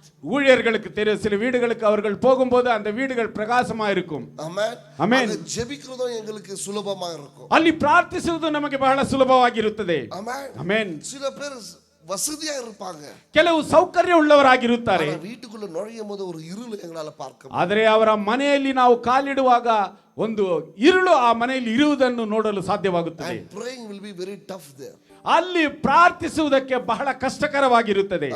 Amen. எந்த வீட்டில பரிசுத்த ஆவியானவர் இருக்கிறாரோ அந்த வீடு ஒளி உள்ளதாகவும் வெளிச்சம் உள்ளதாகவும் இருக்கும். ಯಾವ ಮನೆಯಲ್ಲಿ ಪರಿಶುದ್ಧಾತ್ಮನು ಇರುತ್ತಾನೋ ಆ ಮನೆಯು ಬೆಳಕಾಗಿಯೂ ಪ್ರಕಾಶಮಾನವಾಗಿ ಇರುತ್ತದೆ. Amen. Amen. I can tell you many houses. ನಾನು ಈ ರೀತಿಯಾದಂತ ಅನೇಕ ಮನೆಗಳನ್ನು ಹೇಳಲು ನಾನು ಸಾಧ್ಯ. ಆனா ದೇವ பிள்ளைங்க நீங்க, ಆದರೆ ದೇವರ ಮಕ್ಕಳಾದಂತ ನೀವು உங்க வீட்டில ನಿಮ್ಮ ಮನೆಯಲ್ಲಿ என்ன இருக்கணும் தெரியுமா? ಏನಿರಬೇಕು ಗೊತ್ತಾ? பரிசுத்த ஆவியானவர் இருக்கணும். ಪರಿಶುದ್ಧಾತ್ಮನಿರಬೇಕು. ಆಮೆನ್. ಆಮೆನ್. சில வீடுகளுக்கு போகும்போது ಕೆಲವು ಮನೆಗಳಿಗೆ ಹೋಗುವಾಗ ವಸನದ ಮೇಲೆ ವಸನ போட்டு வச்சிருப்பாங்க, ಆ ಒಂದು ವಾಕ್ಯಗಳ ಮೇಲೆ ವಾಕ್ಯಗಳನ್ನು ಹಾಕಿಟ್ಟಿರುತ್ತಾರೆ, ಆனா ಆವಿಯಾನವರು ಇರಕ ಮಾಟಾರೆ. ಆದರೆ ಪರಿಶುದ್ಧಾತ್ಮನಲ್ಲಿ ಇರುವುದಿಲ್ಲ. Because ಯಾಕೆಂದರೆ that word was bought for 100 rupees from ELS. ಆ ಒಂದು ವಾಕ್ಯವೆಂಬುದನ್ನು 100 ರೂಪಾಯಿಗೆ ELS ಇಂದ ತಂದಿರುವಂತದ್ದಾಗಿರುತ್ತದೆ. Amen. Amen. But if there is no Holy Spirit, ಆದರೆ ಅಲ್ಲಿ ಪರಿಶುದ್ಧಾತ್ಮನು ಇಲ್ಲದಿದ್ದರೆ this word will not work. ಈ ಒಂದು ವಾಕ್ಯವು ಅಲ್ಲಿ ಯಾವ ಕ್ರಿಯೆಯನ್ನು ನಡೆಸುವುದಿಲ್ಲ. எவ்வளவு வசனத்தை போட்டுக்கிறேன்றது முக்கியம் அல்லமா, ಎಷ್ಟು ವಾಕ್ಯಗಳನ್ನು ನಾವು ಹಾಕಿದ್ದೇವೆ ಎಂಬುದು ಪ್ರಾಮುಖ್ಯತೆ ಅಲ್ಲ, அந்த வசனத்துக்கு ஜீவனை கொடுக்கிற ஆவியானவர் இருக்கணும். ಆ ವಾಕ್ಯಗಳಿಗೆ ಜೀವವನ್ನು ಕೊಡುವಂತ ಪವಿತ್ರಾತ್ಮನಿದ್ದಾನ. Amen. Amen. It's not having Jesus photo, it's not having cross, it's not having verses, it's are you really having the Holy Spirit? ವಾಕ್ಯಗಳನ್ನು ಯೇಸು ಕ್ರಿಸ್ತನ ಒಂದು ಛಾಯಾಚಿತ್ರವನ್ನು ಅಥವಾ ಶಿಲುಬೆಯನ್ನು ಹಾಕಿರುವುದಲ್ಲ, ಪರಿಶುದ್ಧಾತ್ಮನು ಈ ಮನೆಯಲ್ಲಿ ಕ್ರಿಯೆ ನಡೆಸುತ್ತಾನಾ ಎಂಬುದೇ ಅಲ್ಲಿ ಒಂದು ಪ್ರಶ್ನೆಯಾಗಿದೆ. Amen. Amen. Do you have Holy Spirit? ನಿಮ್ಮಲ್ಲಿ ಆ ಪರಿಶುದ್ಧಾತ್ಮನಿದ್ದಾನಾ? Do you love Holy Spirit? ಪರಿಶುದ್ಧಾತ್ಮನನ್ನು ನೀವು ಪ್ರೀತಿಸುತ್ತೀರಾ? Do you walk with Holy Spirit? ಪರಿಶುದ್ಧಾತ್ಮನೊಂದಿಗೆ ನೀವು ನಡೆಯುತ್ತೀರಾ? Do you get filled in the Holy Spirit? ಪರಿಶುದ್ಧಾತ್ಮನಿಂದ ನೀವು ತುಂಬಿಸಲ್ಪಟ್ಟಿದ್ದೀರಾ? Amen. ಆಮೆನ್. அபிஷேக் தேவ பாஸ்டர் வரும்போது ஒரு வார்த்தை சொன்னாரு. ಅಭಿಷೇಕ್ ದೇವ ಬೋಧಕರು ಇಲ್ಲಿ ಬಂದಾಗ ಒಂದು ಮಾತನ್ನು ಅವರು ಹೇಳಿದರು. A church that is led by human wisdom can go up to certain level. ಆ ಮನುಷ್ಯನ ಬುದ್ಧಿಯಿಂದ ನಡೆಯುವಂತ ಒಂದು ಸಭೆಯು ಒಂದು ಹಂತದವರೆಗೂ ಮಾತ್ರ ಅದು ನಡೆಯುತ್ತದೆ. ಅದಕ್ಕೆ ಮೇಲೆ ತಳ್ಳಿನಾலும் போவாது. ಅದಕ್ಕೆ ಮಿಗಿಲಾಗಿ ಅದನ್ನು ಇಟ್ಟು ತಳ್ಳಿದರೂ ಅದು ಮುಂದೆ ಹೋಗುವುದಿಲ್ಲ. But the church that is led by the Holy Spirit, ಆದರೆ ಪವಿತ್ರಾತ್ಮನಿಂದ ನಡೆಸಲ್ಪಡುವಂತ ಸಭೆಯು it will keep growing. ಅದು ಬೆಳೆಯುತ್ತಲೇ ಬೆಳೆಯುತ್ತಲೇ ಬೆಳೆಯುತ್ತಲೇ More ಇರುತ್ತದೆ. than your capacity. ಅದು ನಿಮ್ಮ ಒಂದು ಅಂಕೆಗೆ ಮಿಗಿಲಾಗಿ ಅದು ಬೆಳೆಯುತ್ತದೆ. நம்ம சொல்றோம் இல்ல பாஸ்டர் நாங்க யோசித்து கூட பார்க்கல இது இவ்வளவு பெருசாவோன்னு, அதுதான் ஆவியானவர். ನಾವು ಕೆಲವು ಸಮಯಗಳಲ್ಲಿ ನಾವು ಹೇಳುವುದುಂಟು, ಬೋಧಕರೇ ಇದು ಇಷ್ಟರ ಮಟ್ಟಿಗೆ ಬೆಳೆಯುತ್ತದೆ ಎಂಬುದನ್ನು ನಾವು ಆಲೋಚನೆ ಮಾಡಿಯೇ ಇರಲಿಲ್ಲ ಎಂಬುದಾಗಿ. ಅದೇ ಪರಿಶುದ್ಧಾತ್ಮನ ಒಂದು ನಡವಳಿಕೆಯಾಗಿದೆ. When Holy Spirit is there, ಪರಿಶುದ್ಧಾತ್ಮನಲ್ಲಿರುವಾಗ he moves beyond your capacity, he moves beyond your ability, he moves beyond your strength. ನಿನ್ನ ಶಕ್ತಿಗೆ ಮಿಗಿಲಾಗಿ, ನಿನ್ನ ಒಂದು ಬಯಕೆಗೆ ಮಿಗಿಲಾಗಿ, ನಿನ್ನ ಒಂದು ಲೆಕ್ಕಕ್ಕೆ ಮಿಗಿಲಾಗಿ ಆತನು ನಡೆಸುವವನಾಗಿದ್ದಾನೆ. Amen. Amen. You need to have the Holy Spirit. ಆ ಪರಿಶುದ್ಧಾತ್ಮನು ನಿನಗೆ ಬೇಕಾಗಿದೆ. ವಚನ சொல்லுது, ವಾಕ್ಯದಲ್ಲಿ ಹೇಳಲ್ಪಟ್ಟಿದೆ, he is your helper. ಆತನು ನಿನಗೆ ಸಹಾಯಕನು. ವಚನ சொல்லுது, ವಾಕ್ಯದಲ್ಲಿ ಹೇಳಲ್ಪಟ್ಟಿದೆ, he is your friend. ಆತನು ನಿನ್ನ ಸ್ನೇಹಿತನು. ವಚನ சொல்லுது, ವಾಕ್ಯದಲ್ಲಿ he ಹೇಳಲ್ಪಟ್ಟಿದೆ, will guide you in all the truth. ಎಲ್ಲಾ ನೀತಿಯ ಮಾರ್ಗದಲ್ಲಿ ಆತನು ನಡೆಸುವವನಾಗಿದ್ದಾನೆ. Amen. ಆಮೆನ್. ವಚನ சொல்லுது, ವಾಕ್ಯದಲ್ಲಿ ಹೇಳಲ್ಪಟ್ಟಿದೆ, வரப்போறத உங்களுக்கு முன்னறிக்கையாவே வெளிப்படுத்துகிறவர் அவர். ಆ ಮುಂದೆ ಬರುವಂತ ಭವಿಷ್ಯವನ್ನು ನಿನಗೆ ಪ್ರಕಟಿಸುವಂತದ್ದಾಗಿದೆ. Amen. ಆಮೆನ್. அப்போ you need to ask more of Holy Spirit. ಹಾಗಾದರೆ ನೀವು ಅಧಿಕವಾಗಿ ಪರಿಶುದ್ಧಾತ್ಮ ನಿಮಗೆ ಬೇಕು ಎಂಬುದನ್ನು ಬೇಡಿಕೊಳ್ಳಬೇಕು. நீங்க காலகட்டத்தை புரிஞ்சுக்கணும். ನೀವು ಆ ಒಂದು ಕಾಲಮಾನವನ್ನು ಅರ್ಥ ಮಾಡಿಕೊಳ್ಳಿ. ಆದಿಯಲ್ಲಿ ದೇವರು வார்த்தையா இருந்தார், ವಾಕ್ಯವಾಗಿದ್ದನು, ಜನங்களை நடத்தினார், ಜನರನ್ನು ನಡೆಸಿದನು. பிறகு ನಂತರ அவர் இயேசு கிறிஸ்து ಆತನು ಯೇಸು ಕ್ರಿಸ್ತನು மாமிசமாய் இந்த உலகத்துல வந்து ಮಾಂಸದೋಪಾದಿಯಲ್ಲಿ ಈ ಲೋಕಕ್ಕೆ ಬಂದು அவர் நடத்தினார், ಆತನು ನಡೆಸಿದನು. பிறகு ನಂತರ அவர் ஆவியானவரை அனுப்பி ಆತನು ಪವಿತ್ರಾತ್ಮನನ್ನು ಕಳುಹಿಸಿ இந்த உலகத்தை ಈ ಲೋಕವನ್ನು அவர் நடத்தி கொண்டிருக்கிறார். ಈ ಲೋಕವನ್ನು ನಡೆಸುತ್ತಿದ್ದಾನೆ. இப்போ யார் உங்களை நடத்தி கொண்டிருக்கிறது? ಈಗ ಯಾರು ನಿಮ್ಮನ್ನು ನಡೆಸುತ್ತಿದ್ದಾರೆ? ಪರಿಶುದ್ಧಾವಿಯಾನವರು. ಪರಿಶುದ್ಧಾತ್ಮನು. ಹಲ್ಲೆಲೂಯಾ. ವಾಂಚಿಕணும், ಯಾರನ್ನು ನೀವು ಬಯಸಬೇಕು? ಪರಿಶುದ್ಧಾತ್ಮನನ್ನು ನೀವು ಬಯಸಬೇಕು. ವೇದம் என்ன சொல்லுகிறது? ಯೇಸು எங்க இருக்கிறாரு? ವೇದದಲ್ಲಿ ಯೇಸು ಕ್ರಿಸ್ತನು ಎಲ್ಲಿದ್ದಾನೆ ಎಂಬುದಾಗಿ ಹೇಳಲ್ಪಟ್ಟಿದೆ. பிதாவின் வலது பாரிசத்துல, ತಂದೆಯ ಬಲಗಡೆಯಲ್ಲಿ. இன்றைக்கு உனக்கு உதவி செய்கிறவர் யார்? ಇಂದು ನಿನಗೆ ಸಹಾಯ ಮಾಡುವವನು ಯಾರು? ಪರಿಶುದ್ಧಾತ್ಮ. ಆಮೆನ್. ಹಲ್ಲೆಲೂಯಾ. ಪರಿಶುದ್ಧಾತ್ಮನು ನಮಗೆ ಸಹಾಯ ಮಾಡುವವನಾಗಿದ್ದಾನೆ. ஏசப்பாட்டு ஜெபிக்கிறது உங்களுக்கு பழக்கமாயிடுச்சு. ஆவியானவர் ஜெபிச்சா மாத்திரம் இது நம்ம புதுசாக்குதேன்னு யோசிக்கிறீங்க. ಯೇಸು ಕ್ರಿಸ್ತನ ಬಳಿಯಲ್ಲಿ ಪ್ರಾರ್ಥಿಸುವುದು ನಮಗೆ ವಾಡಿಕೆಯಾಗಿದೆ. ಆದರೆ ಆತ್ಮಿಕನ ಬಳಿಯಲ್ಲಿ ನಾವು ಪ್ರಾರ್ಥಿಸುವಾಗ, ಪರಿಶುದ್ಧಾತ್ಮನ ಬಳಿಯಲ್ಲಿ ನಮಗೆ ಇದೇನು ಹೊಸದಾಗಿ ತೋಚುತ್ತದೆ. Holy Spirit is God. ಪರಿಶುದ್ಧಾತ್ಮನು ದೇವರಾಗಿದ್ದಾನೆ. Amen. Amen. Jesus is God. ಯೇಸು ಕ್ರಿಸ್ತನು ದೇವರಾಗಿದ್ದಾನೆ. Father God is God. ತಂದೆಯು ದೇವರಾಗಿದ್ದಾನೆ. All are one. ಇವರೆಲ್ಲರೂ ಒಂದಾಗಿದ್ದಾರೆ. எப்படி தகப்பனை நேசிக்கிறையோ, ನೀವು ಯಾವ ರೀತಿಯಾಗಿ ತಂದೆಯನ್ನು ಪ್ರೀತಿಸುತ್ತೀರೋ, ಯೇಸುவை நேசிக்கிறையோ, ಯೇಸು ಕ್ರಿಸ್ತನನ್ನು ಯಾವ ರೀತಿಯಾಗಿ ಪ್ರೀತಿಸುತ್ತೀಯೋ, அதே போல ஆவியானவரையும் நேசிக்கணும். ಅದೇ ರೀತಿಯಾಗಿ ಪರಿಶುದ್ಧಾತ್ಮನನ್ನು ನೀನು ಪ್ರೀತಿಸಬೇಕು. Amen. Amen. So the church which prays will grow. ಯಾವ ಸಭೆಯು ಪ್ರಾರ್ಥಿಸುತ್ತದೋ ಅದು ಬೆಳೆಯುತ್ತದೆ. The church which is filled with the Holy Spirit will grow. ಪರಿಶುದ್ಧಾತ್ಮನಿಂದ ತುಂಬಿಸಲ್ಪಟ್ಟ ಸಭೆಯು ಬೆಳೆಯುತ್ತದೆ. Third, ಮೂರನೆಯದಾಗಿ, the church which preaches the gospel will grow. ಸುವಾರ್ತೆಯನ್ನು ಯಾವ ಸಭೆಯು ಸಾರುತ್ತದೋ ಅದು ಬೆಳೆಯುತ್ತದೆ. ಪೇತ್ರನು ஜெபித்தான், ಪ್ರಾರ್ಥಿಸಿದನು, பரிசுத்த ஆவியானவரை பெற்றுக்கொண்டான், ಪರಿಶುದ್ಧಾತ್ಮನನ್ನು ಹೊಂದಿಕೊಂಡನು, அற்புதங்களும் அதிசயங்களும் நடந்தது, ಅದ್ಭುತಗಳು ಅತಿಶಯಗಳು ನಡೆಯಿತು. அவருடைய முதல் பிரசங்கத்துல 3000 பேர் ரட்சிக்கப்பட்டாங்க. ಆತನ ಮೊದಲನೆಯ ಸಂದೇಶದಲ್ಲಿ 3000 ಜನರು ರಕ್ಷಣೆಯನ್ನು ಹೊಂದಿಕೊಂಡರು. ಅಮ್ಮ, ನೀ ಪರಿಶುದ್ಧ ಆವಿಲೆ ನಿರಂಬಿಟ್ಟಿನಾ, ನೀನು ಪರಿಶುದ್ಧಾತ್ಮನಲ್ಲಿ ತುಂಬಿದರೆ, நீ இயேசுவை பத்தி சொல்லும்போது ನೀನು ಯೇಸು ಕ್ರಿಸ್ತನ ಬಗ್ಗೆ ಹೇಳುವಾಗ பேதுரு சொல்லும் போது 3000 பேர் ரட்சிக்கப்பட்டாங்களாம். ಪೇತ್ರನು ಹೇಳಿದಾಗ ಸುವಾರ್ತೆಯನ್ನು ಸಾರಿದಾಗ 3000 ಜನರು ರಕ್ಷಣೆಯನ್ನು ಹೊಂದಿದರು. உன் வாழ்க்கையில 10,000 பேர் ரட்சிக்கப்படுவாங்க. ನಿನ್ನ ಜೀವನದಲ್ಲಿ 10,000 ಜನರು ರಕ್ಷಣೆಯನ್ನು ಹೊಂದಿಕೊಳ್ಳುವರು. ஆமென். ಆಮೆನ್. ஹalleluya. ಹಲ್ಲೆಲೂಯಾ. நீ ஆவியில நிரம்பி ನೀನು ಪರಿಶುದ್ಧಾತ್ಮನಲ್ಲಿ ತುಂಬಿ நீ சுவிசேஷத்தை சொல்லும்போது ನೀನು ಸುವಾರ್ತೆಯನ್ನು ಸಾರುವಾಗ ஆயிரக்கணக்கான பேர் ரட்சிக்கப்படுவாங்க. 1000 ಗಟ್ಟಲೆ ವಿಶ್ವಾಸಿಗಳು ರಕ್ಷಣೆಯನ್ನು ಹೊಂದುವರು. ஏன் ஜனங்க ரட்சிக்கப்படல தெரியுமா? ಯಾಕೆ ಜನರು ರಕ್ಷಣೆಯನ್ನು ಹೊಂದಲಿಲ್ಲ ಗೊತ್ತಾ? நான் வாயை திறக்கல.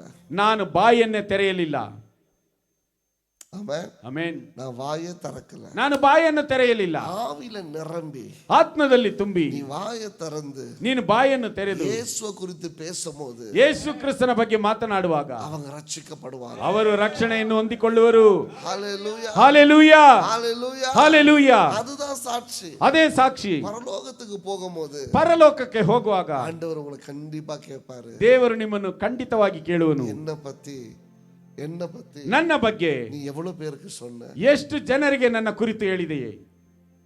ஆமென். ಆಮೆನ್. கண்டிப்பா கேட்பாரு.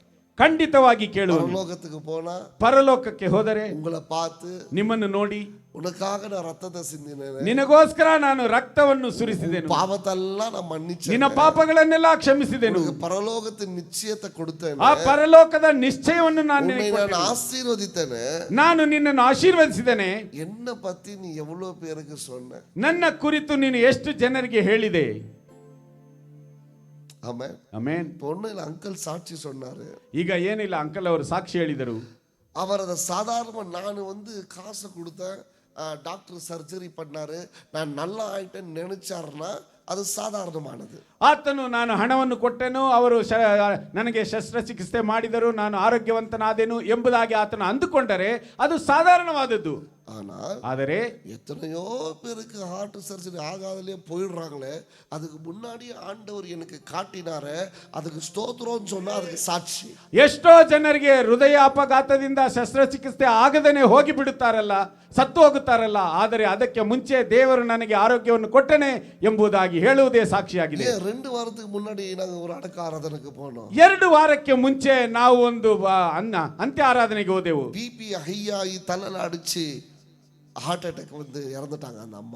ಅವರ ರಕ್ತದ ಒತ್ತಡವು ಅಧಿಕವಾಗಿ ಅದು ತಲೆಗೆ ಏರಿ ಆಕೆ ಸತ್ತು ಹೋದಳು. ಆಮೆನ್. ಆಮೆನ್. அப்ப அந்த சாட்சியை அங்கிள் ஒரு 500 பேருக்கு சொன்னாருன்னு வச்சுக்கோங்களேன். ஆண்டவர்கிட்ட போய் சொல்ல, ஆண்டவரே நான் 500 பேருக்கு உங்களை பத்தி சொன்னேன். ಈ ಸಾಕ್ಷಿಯನ್ನು ಸಹೋದರವರು ಒಂದು 500 ಜನರಿಗೆ ಹೇಳಿದರೆ ಆತನು ಪರಲೋಕದಲ್ಲಿ ಹೋಗಿ ದೇವರ ಮುಂದೆ ನಿಂತು ಹೇಳಬಹುದು, ದೇವರೇ ನೀವು ಮಾಡಿದಂತ ಈ ಒಳ್ಳೆಯ ಉಪಕಾರವನ್ನು ನಾನು 500 ಜನರಿಗೆ ನಾನು ಸಾಕ್ಷಿಯಾಗಿ ಹೇಳಿದ್ದೇನೆ. எங்க கசின் அக்காவுடைய ஹஸ்பண்ட் ಹಾರ್ಟ್ ಸರ್ಜರಿ. ನನ್ನ ಕಸಿನ್ ಅಕ್ಕನವರ ಗಂಡ ಹಾರ್ಟ್ ಸರ್ಜರಿ ಆಗಿದ್ದಾರೆ. அவருக்கும் சர்ஜரி ஆச்சு. ಅವರಿಗೂ ಸರ್ಜರಿ ಆಯಿತು. ஆனா 2 மாசம் ஆச்சு. ಆದರೆ 2 ತಿಂಗಳುಗಳಾಯಿತು. ಮೂರನೇ ಮಾಸ. ಇದು 3ನೇ ತಿಂಗಳು ನಡೆಯುತ್ತಿದೆ. ಅವರು ಇನ್ನೂ ಹಾಸ್ಪಿಟಲ್ ಅದ ಇರ್ತಾರೆ. ಆತನು ಇನ್ನೂ ಸಹ ಆಸ್ಪತ್ರೆಯಲ್ಲೇ ಇದ್ದಾನೆ. ಏನ್ தெரியுமா? ಯಾಕೆ ಗೊತ್ತಾ? ಇನ್ಫೆಕ್ಷನ್. ಅವರಿಗೆ ಆ ಒಂದು ಇನ್ಫೆಕ್ಷನ್ ಆಗಿರುವುದರಿಂದ. Don't think everything is normal. ಎಲ್ಲವೂ ಸಾಧಾರಣವೆಂಬುದಾಗಿ ನೀವು ಅಂದುಕೊಳ್ಳಬೇಡಿ. 10 குஷ்டரோகியும் குஷ்டரோகத்துல சுகம் கிடைச்சாங்க தான். 10 ಕುಷ್ಠರೋಗಿಗಳಿಗೆ ಅವರ ಒಂದು ಕುಷ್ಠರೋಗದಿಂದ ಸೌಖ್ಯವು ಸಿಕ್ಕಿತು. ஆனா ஒருத்தனுக்கு தான் நன்றி இருந்துச்சு, என் குஷ்டரோகத்தை ஆண்டவரே நீங்க சுகமாக்கிட்டீங்களே, உங்களுக்கு ஸ்தோத்திரம் சொல்லணும்னு அந்த இருதயம் வந்துச்சு பாருங்க, அது ஒருத்தனுக்கு தான் வந்துச்சு. ಆದರೆ ಅಲ್ಲಿ ಒಬ್ಬನಿಗೆ ಮಾತ್ರ ದೇವರೇ ನನ್ನ ಕುಷ್ಠರೋಗವನ್ನು ನೀವು ವಾಸಿ ಮಾಡಿದ್ದೀರಲ್ಲ ಎಂಬುದಾಗಿ ಕೃತಜ್ಞತೆ ಹೇಳುವಂತ ಒಂದು ಹೃದಯ ಬಂತಲ್ಲ, ಅದು ಒಬ್ಬನಿಗೆ ಮಾತ್ರ ಬಂತು. ಅಂಕಲ್ போல எவ்வளவு பேருக்கு ஹார்ட் சர்ஜரி ஆயிருக்கலாம். ಸಹೋದರ, ಹಾಗೆ ಎಷ್ಟೋ ಜನರಿಗೆ ಹಾರ್ಟ್ ಸರ್ಜರಿ ಆಗಿರಬಹುದು. ஆனா ஒருத்தருக்கு தான் தோணுச்சு பாருங்க, புல்பீட்ல சாட்சி சொல்ல. ಆದರೆ ಒಬ್ಬರಿಗೆ ಮಾತ್ರ ತೋಚಿತು ಅವರು ಇಲ್ಲಿ ವೇದಿಕೆಯ ಮೇಲೆ ಬಂದು ಸಾಕ್ಷಿ ಹೇಳುವುದಕ್ಕೆ. ಆಮೆನ್. ಆಮೆನ್. ஆவியில நிரம்பினவங்க, ಪವಿತ್ರಾತ್ಮನಲ್ಲಿ ತುಂಬಿದವರು ಯೇಸುவை பத்தி சொல்லும் பொழுது, ಯೇಸು ಕ್ರಿಸ್ತನ ಬಗ್ಗೆ ಹೇಳುವಾಗ அவங்களுக்கும் ஒரு விடுதலை கிடைக்கும், ಅವರಿಗೂ ಒಂದು ಬಿಡುಗಡೆ ಸಿಗುತ್ತದೆ. ஜெபிங்க, ಪ್ರಾರ್ಥಿಸಿರಿ, ஆவியில நிரம்புங்க, ಪವಿತ್ರಾತ್ಮನಲ್ಲಿ ತುಂಬಿರಿ, கர்த்தர் செய்த நன்மைகளை சொல்லுங்க, ಕರ್ತನು ಮಾಡಿದಂತ ಒಳ್ಳೆಯ ಕಾರ್ಯಗಳನ್ನು ಹೇಳಿರಿ. நீங்களும் ஆசீர்வதிக்கப்படுவீங்க, ನೀವು ಆಶೀರ್ವದಿಸಲ್ಪಡುತ್ತೀರಾ, பிள்ளைகளும் ಆಶೀರ್ವದಿಸಲ್ಪಡುತ್ತಾರೆ, ನಿಮ್ಮ ಮಕ್ಕಳು ಆಶೀರ್ವದಿಸಲ್ಪಡುತ್ತಾರೆ, வீடும் ಆಶೀರ್ವದಿಸಲ್ಪಡುತ್ತದೆ, ನಿಮ್ಮ ಮನೆಯು ಆಶೀರ್ವದಿಸಲ್ಪಡುತ್ತದೆ, ಸಭೆಯೂ ಸಭೆಯೂ ಸಹ ಆಶೀರ್ವದಿಸಲ್ಪಡುತ್ತದೆ. Hallelujah. Hallelujah. Hallelujah. The church that preaches the gospel will grow. ಯಾವ ಸಭೆಯು ಸುವಾರ್ತೆಯನ್ನು ಸಾರುತ್ತದೋ ಆ ಸಭೆಯು ಬೆಳೆಯುವಂತ ಸಭೆಯಾಗಿರುತ್ತದೆ. இது நினைச்சுக்குங்க, ನೀವು ಅಂದುಕೊಳ್ಳಿರಿ, நாம எல்லாம் ஒரே லைன்ல தான் நிக்க போறோம். ನಾವೆಲ್ಲರೂ ಒಂದೇ ಸಾಲಿನಲ್ಲಿ ನಿಲ್ಲುವವರಾಗಿರುತ್ತೇವೆ. ஏன் பின்னாடி நிக்க மாட்டீங்க? ನನ್ನ ಹಿಂದೆ ನಿಲ್ಲುವುದಿಲ್ಲ. எல்லாருக்கும் ஒரே லைன். ಎಲ್ಲರಿಗೂ ಒಂದೇ ಸಾಲು. எல்லாரையும் லைன் லைனா கேட்பாரு, எவ்வளவு பேருக்கு சொன்ன, ಎಲ್ಲರನ್ನು ಸಾಲು ಸಾಲಾಗಿ ಕೇಳುತ್ತಾನೆ, ನೀನು ಎಷ್ಟು ಜನರಿಗೆ ಹೇಳಿದ್ಯಾ, ನೀನು ಎಷ್ಟು ಜನರಿಗೆ ಹೇಳಿದ್ಯಾ. ವೇದಂ சொல்லுகிறது உன்னை கணக்கு கேட்பாரம்மா. ಯಾಕೆಂದರೆ ವೇದದಲ್ಲಿ ಹೇಳಲ್ಪಟ್ಟಿದೆ, ಆತನು ಲೆಕ್ಕ ಕೇಳುವಂತ ದೇವರಾಗಿದ್ದಾನೆ. உனக்கு கொடுத்த நேரத்திற்கும், உனக்கு கொடுத்த தாளந்திற்கும், உனக்கு கொடுத்த அபிஷேகத்துக்கும், உனக்கு கொடுத்த வரங்களுக்கும் அவர் கணக்கு கேட்பார். ನಿನಗೆ ಕೊಟ್ಟಂತ ತಲಾಂತು, ನಿನಗೆ ಕೊಟ್ಟಂತ ಅಭಿಷೇಕ, ನಿನಗೆ ಕೊಟ್ಟಂತ ಸಮಯಕ್ಕೆಲ್ಲಕ್ಕೂ ಆತನು ಲೆಕ್ಕ ಕೇಳುವವನಾಗಿದ್ದಾನೆ. ಆಮೆನ್. ಆಮೆನ್. ಸಭೆ நாம் தயாரா இருக்கணும். ಸಭೆಯಾಗಿರುವಂತ ನಾವು ಸಿದ್ಧರಾಗಿರಬೇಕು. To preach the gospel. ಸುವಾರ್ತೆಯನ್ನು ಸಾರಿರಿ, போங்க, ಹೋಗಿರಿ, இல்லனா அனுப்புங்க, ಇಲ್ಲವಾದರೆ ಕಳುಹಿಸಿರಿ, ஏதாவது ஒன்னு செய்யுங்க. ಯಾವುದಾದರೂ ಒಂದನ್ನು ಮಾಡಿರಿ. போனீங்கன்னா ಹೋದರೆ உங்க ಅಕೌಂಟ್ல ಸೇரும், ನಿಮ್ಮ ಒಂದು ಲೆಕ್ಕಕ್ಕೆ ಅದು ಬರುತ್ತದೆ. ಅನುಪುನೀங்கன்னா ಕಳುಹಿಸಿದರೆ ಅಟ್ಲೀಸ್ಟ್ அவங்க ಅಕೌಂಟ್ல உங்க பேர் ಸೇரும், ಅವರ ಒಂದು ಲೆಕ್ಕದಲ್ಲಿ ನಿಮ್ಮ ಹೆಸರು ಅಲ್ಲಿ ಸೇರಿಸಲ್ಪಡುತ್ತದೆ. ஏதாவது ஒன்னு செய்யுங்க, ಏನಾದರೂ ಒಂದು ಮಾಡಿ தேவனுடைய ராஜ்யத்திற்கு, ದೇವರ ರಾಜ್ಯಕ್ಕೆಂದು.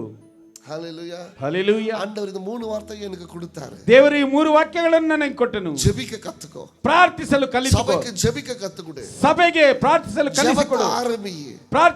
ಪ್ರಾರ್ಥನೆಯನ್ನು ಪ್ರಾರಂಭಿಸು. ಸಭೆಯಲ್ಲಿ ಜೆಬ ನಿರಂಬಟ್ಟು, ಸಭೆಯಲ್ಲಿ ಪ್ರಾರ್ಥನೆ ತುಂಬಿರಲಿ. ಎರಡನೆಯದಾಗಿ ಎಲ್ಲರೂ ಆವಿಲೆ ನಿರಂಬ ಸೊಲ್ಲು, ಎಲ್ಲರನ್ನು ಆತ್ಮಿಕದಲ್ಲಿ ತುಂಬುವಂತೆ ಹೇಳು. ಆವಿಯಾನವரை பெற்றுக்கொள்ள சொல்லு, ಪವಿತ್ರಾತ್ಮನನ್ನು ಹೊಂದಿಕೊಳ್ಳುವಂತೆ ಹೇಳು. ಆವಿಯಾನವரை வரவேற்க சொல்லு, ಪವಿತ್ರಾತ್ಮನನ್ನು ಆಹ್ವಾನಿಸುವಂತೆ ಹೇಳು. ஆவியானவரோடு நடக்க சொல்லு, ಪವಿತ್ರಾತ್ಮನೊಂದಿಗೆ ನಡೆಯುವಂತೆ ಹೇಳು. ಆಮೆನ್. ಆಮೆನ್. ಮೂರನೆಯದಾಗಿ அந்த பலத்துல, ಆ ಬಲದಲ್ಲಿ ಸುವಿಶೇಷತೆ சொல்லு, ಸುವಾರ್ತೆಯನ್ನು ಸಾರುವುದಕ್ಕೆ ಹೇಳು. ಸಭೆ ವಲರು, ಸಭೆಯು ಬೆಳೆಯುತ್ತದೆ. ಸಭಾದಾನ ವಲರುದು, ಸಭೆ ಬೆಳೆಯುತ್ತದೆ. ನೀಗುನೋ ವಲರ್ರಿ, ನೀವು ಬೆಳೆಯುತ್ತೀರಾ. ನೀಗದ ಸಭೆ, ಯಾಕೆಂದರೆ ಸಭೆಯಾದದ್ದು ನೀವೇ ಆಗಿದ್ದೀರಾ. ನೀಗ ವಲರ್ವಿಂಗ, ನೀವು ಬೆಳೆಯುತ್ತೀರಾ. ನೀಗ ವಳದ ಸಭೆ ವಲರು, ನೀವು ಬೆಳೆದರೆ ಸಭೆ ಬೆಳೆಯುತ್ತದೆ. ಹಲ್ಲೆಲೂಯಾ. ಹಲ್ಲೆಲೂಯಾ. ಯಾರೆல்லாம் ಜೆபிக்கலையோ, ಯಾರೆಲ್ಲ ಪ್ರಾರ್ಥಿಸುತ್ತಿಲ್ಲವೋ, இந்த நாளிலிருந்து ஆரம்பிங்க. ಇಂದಿನಿಂದ ನೀವು ಪ್ರಾರಂಭಿಸಿರಿ. அரை மணி நேரமாவது ஜெபம் பண்ணுங்க. ಅರ್ಧ ಗಂಟೆಯಾದರೂ ನೀವು ಪ್ರಾರ್ಥಿಸಿರಿ. தனியா ஜெபிக்க முடியலையா, ನೀವು ಪ್ರತ್ಯೇಕವಾಗಿ ಪ್ರಾರ್ಥಿಸಲು ಆಗುತ್ತಿಲ್ಲವಾ, 5 ಮணிக்கு இங்க வாங்க, 5:30 ಗಂಟೆಗೆ ಇಲ್ಲಿ ಬನ್ನಿ, இங்க ஜெபம் பண்ணுங்க, ಇಲ್ಲಿ ಪ್ರಾರ್ಥಿಸಿರಿ. ಆಮೆನ್. ಆಮೆನ್. ಪಾಸ್ಟರ್ 5:30 ಮணிக்கு ಬೋಧಕರೇ 5:30 ಗಂಟೆಗೆ ಫಸ್ಟ್ ಶಿಫ್ಟ್ இருந்தா ಎந்திರಿக்கிறீங்களா? ಆ ಒಂದು ಫಸ್ಟ್ ಶಿಫ್ಟ್ ಇದ್ದರೆ ಎದ್ದು ಹೋಗುತ್ತೀರಲ್ಲವಾ. வீட்டுல ஃபங்க்ஷன் இருந்தா காலையில மார்க்கெட் போறதுக்கு 4 மணிக்கு எழுந்திருக்கிறாங்கல்ல. ಮನೆಯಲ್ಲಿ ಏನಾದರೂ ಸಮಾರಂಭವಿದ್ದರೆ ಮಾರ್ಕೆಟ್ಗೆ ಹೋಗುವುದಕ್ಕೆ 4 ಗಂಟೆಗೆ ಎದ್ದೇಳುತ್ತೀರಲ್ಲವಾ. ಇಂಟರ್ವ್ಯೂ இருந்தா 4 மணிக்கு எழுந்திருப்பீங்களா? ಸಂದರ್ಶನವಿದ್ದರೆ 4 ಗಂಟೆಗೆ ಎದ್ದೇಳುತ್ತೀರಲ್ಲವಾ. ஐயா நான் சொல்றேன், இத காட்டிலும் வல்லமையானது, ಇದಕ್ಕೆಲ್ಲಕ್ಕಿಂತಲೂ ಮಿಗಿಲಾದದ್ದು, ಶಕ್ತಿಯುತವಾದದ್ದು ಪ್ರಾರ್ಥನೆ. ஆமென். ಆಮೆನ್. ஒன்று சில நான் முடிக்கிறேன், செய்தி முடிஞ்சிச்சு. யாருக்கும் போர் அடிக்குதா? லேட்டாக இழுக்கிறாரு பாஸ்டர்ன்ட்டு, அதான் சொன்னேன் கிறிஸ்மஸ் ஆராதனைன்ட்டு. அது உங்களுக்கு ஒரு அடையாளத்தை கொடுத்தேன், கிறிஸ்மஸ் ஆராதனைன்ட்டு. ಕ್ರಿಸ್ಮಸ್ ಆರಾಧನೆ ಎಂಬುದಾಗಿ ಒಂದು ಗುರುತನ್ನು ನಿಮಗೆ ನಾನು ಕೊಟ್ಟೆ. Finish it. இப்போ நான் முடிக்க போறேன். ಈಗ ನಾನು ಅಂತ್ಯಗೊಳಿಸುತ್ತೇನೆ. சில ಕೆಲವರು பழக்கங்களை நம்ம மறக்க கூடாது, ಅಭ್ಯಾಸಗಳನ್ನು ನಾವು மறக்க கூடாது, ಮರೆಯಬಾರದು. அப்பெல்லாம் நம்ம வீட்டுங்களில் ಹಾಗೆಲ್ಲ ನಮ್ಮ ಮನೆಗಳಲ್ಲಿ காலையில எந்திரிப்பாங்க, ಬೆಳಿಗ್ಗೆ ಎದ್ದೇಳುತ್ತಿದ್ದರು, ஒரு கடவுள் பாட்டை போடுவாங்க, ಒಂದು ದೇವರ ಹಾಡನ್ನು ಹಾಡುತ್ತಾರೆ, கிச்சன்ல பிரேக்ஃபாஸ்ட் செய்வாங்க, ಆ ಕಿಚನ್ ಅಲ್ಲಿ ಬೆಳಿಗ್ಗೆ ಸ್ಕೂಲ್ಗೆ ರೆಡಿ ಆಗುವ, ಮಕ್ಕಳನ್ನು ಸ್ಕೂಲ್ಗೆ ರೆಡಿ ಆವಾರು, ತಂದೆಯವರು ಕೆಲಸಕ್ಕೆ ತಯಾರಾಗುತ್ತಾರೆ, வீடு கலக்கலன்னு இருக்கும், ಮನೆಯು ಬಹಳ ಸಂತೋಷದಿಂದ ತುಂಬಿರುತ್ತಿತ್ತು. ஆமென். காலையில எழுந்திரிச்ச உடனே எங்க ரூல்ஸ், அப்புறமா சினிமா பாட்டு போடுறோமோ இல்லையா அது ரெண்டாவது, ஆனா ஃபர்ஸ்ட் கேசட் கடவுள் பாட்டா தான் இருக்கணும். ಮೊದಲನೆಯ ಹಾಡು ದೇವರ ಹಾಡಾಗಿರಬೇಕು. ஆமென். ಆಮೆನ್. ಅದು போடுவோம், ಅದನ್ನು ಹಾಕುತ್ತಿದ್ದೆವು. அன்னைக்கு இருந்த வீட்டின் அந்த ಸೂழ்நிலை, ஆம்பியன்ஸ், அந்த என்வாயர்மெண்ட் இன்னைக்கு யார் வீட்டில் இருக்குது சொல்லுங்க. ಅಂದು ಇದ್ದಂತ ಆ ಒಂದು ಪರಿಸರ ಇಂದು ಯಾರ ಮನೆಯಲ್ಲಿದೆ? ஒரு நாள் வர ரகசியமா அவங்க ஃபோனில் ஒரு பாட்டை போட்டுக்கின்னு ஓடிக்கின்னு வீட்டில் ஒரு ஒற்றுமை இல்லாமல், இன்னைக்கு பாருங்க ஒரு பாட்டு போட்டு நாங்கள் அவ்வளோ பேரும் கேட்குவோம். இன்னைக்கு என் பொண்ணுகிட்ட ரிமோட்டு கெஞ்ச வேண்டியதாகுது, daddy this is my time, I should watch இருந்து. இல்லை மகன், டேடி இப்போ தான் வந்தேன், நான் பார்க்கணுன்னாக்கா அது மம்மிக்கிட்ட போகுது. See, everybody wants their own time. அன்னைக்கு அப்படி கிடையாதுங்க. ஒரு டேப் ரெக்கார்டு போட்டா 5 பேருக்கும் அந்த பாட்டு தான். ಅಂದು ಒಂದು ಹಾಡನ್ನು ಹಾಕಿದರೆ ಮನೆಯಲ್ಲಿದ್ದವರು ಎಲ್ಲರಿಗೂ ಒಂದೇ ಹಾಡು. ಆದರೆ ಈಗ ಅವರವರಿಗೆ ಪ್ರತ್ಯೇಕವಾದಂತಹ ಒಂದು ಕಾರ್ಯಗಳು. அன்னைக்கு அப்பா போட்டாருன்னா அந்த பாட்டு தான் என் குடும்பத்துக்கு. ಅಂದು ತಂದೆಯವರು ಹಾಕಿದರೆ ಆ ಹಾಡೇ ನಮ್ಮ ಕುಟುಂಬಕ್ಕೆಲ್ಲ. புரிஞ்சுச்சா? ಅರ್ಥವಾಯ್ತಾ? அதனால தான் குடும்பத்துல ஒரு யூனிட்டி இருந்துச்சு. ಆದ್ದರಿಂದಲೇ ಕುಟುಂಬದಲ್ಲಿ ಒಂದು ಒಗ್ಗಟ್ಟು ಇರುತ್ತಿತ್ತು.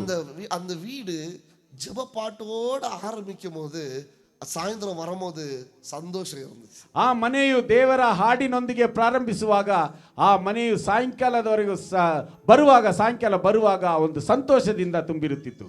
Amen amen. இன்னைக்கு 5:30 மணி முள்ள பார்த்து நம்ம ரொம்ப நாள் ஆகுது. ಇಂದು 5:30 ಗಂಟೆ ಗಡಿಯಾರವನ್ನು ನೋಡಿ ಬಹಳ ದಿನಗಳಾಯಿತು. Come back.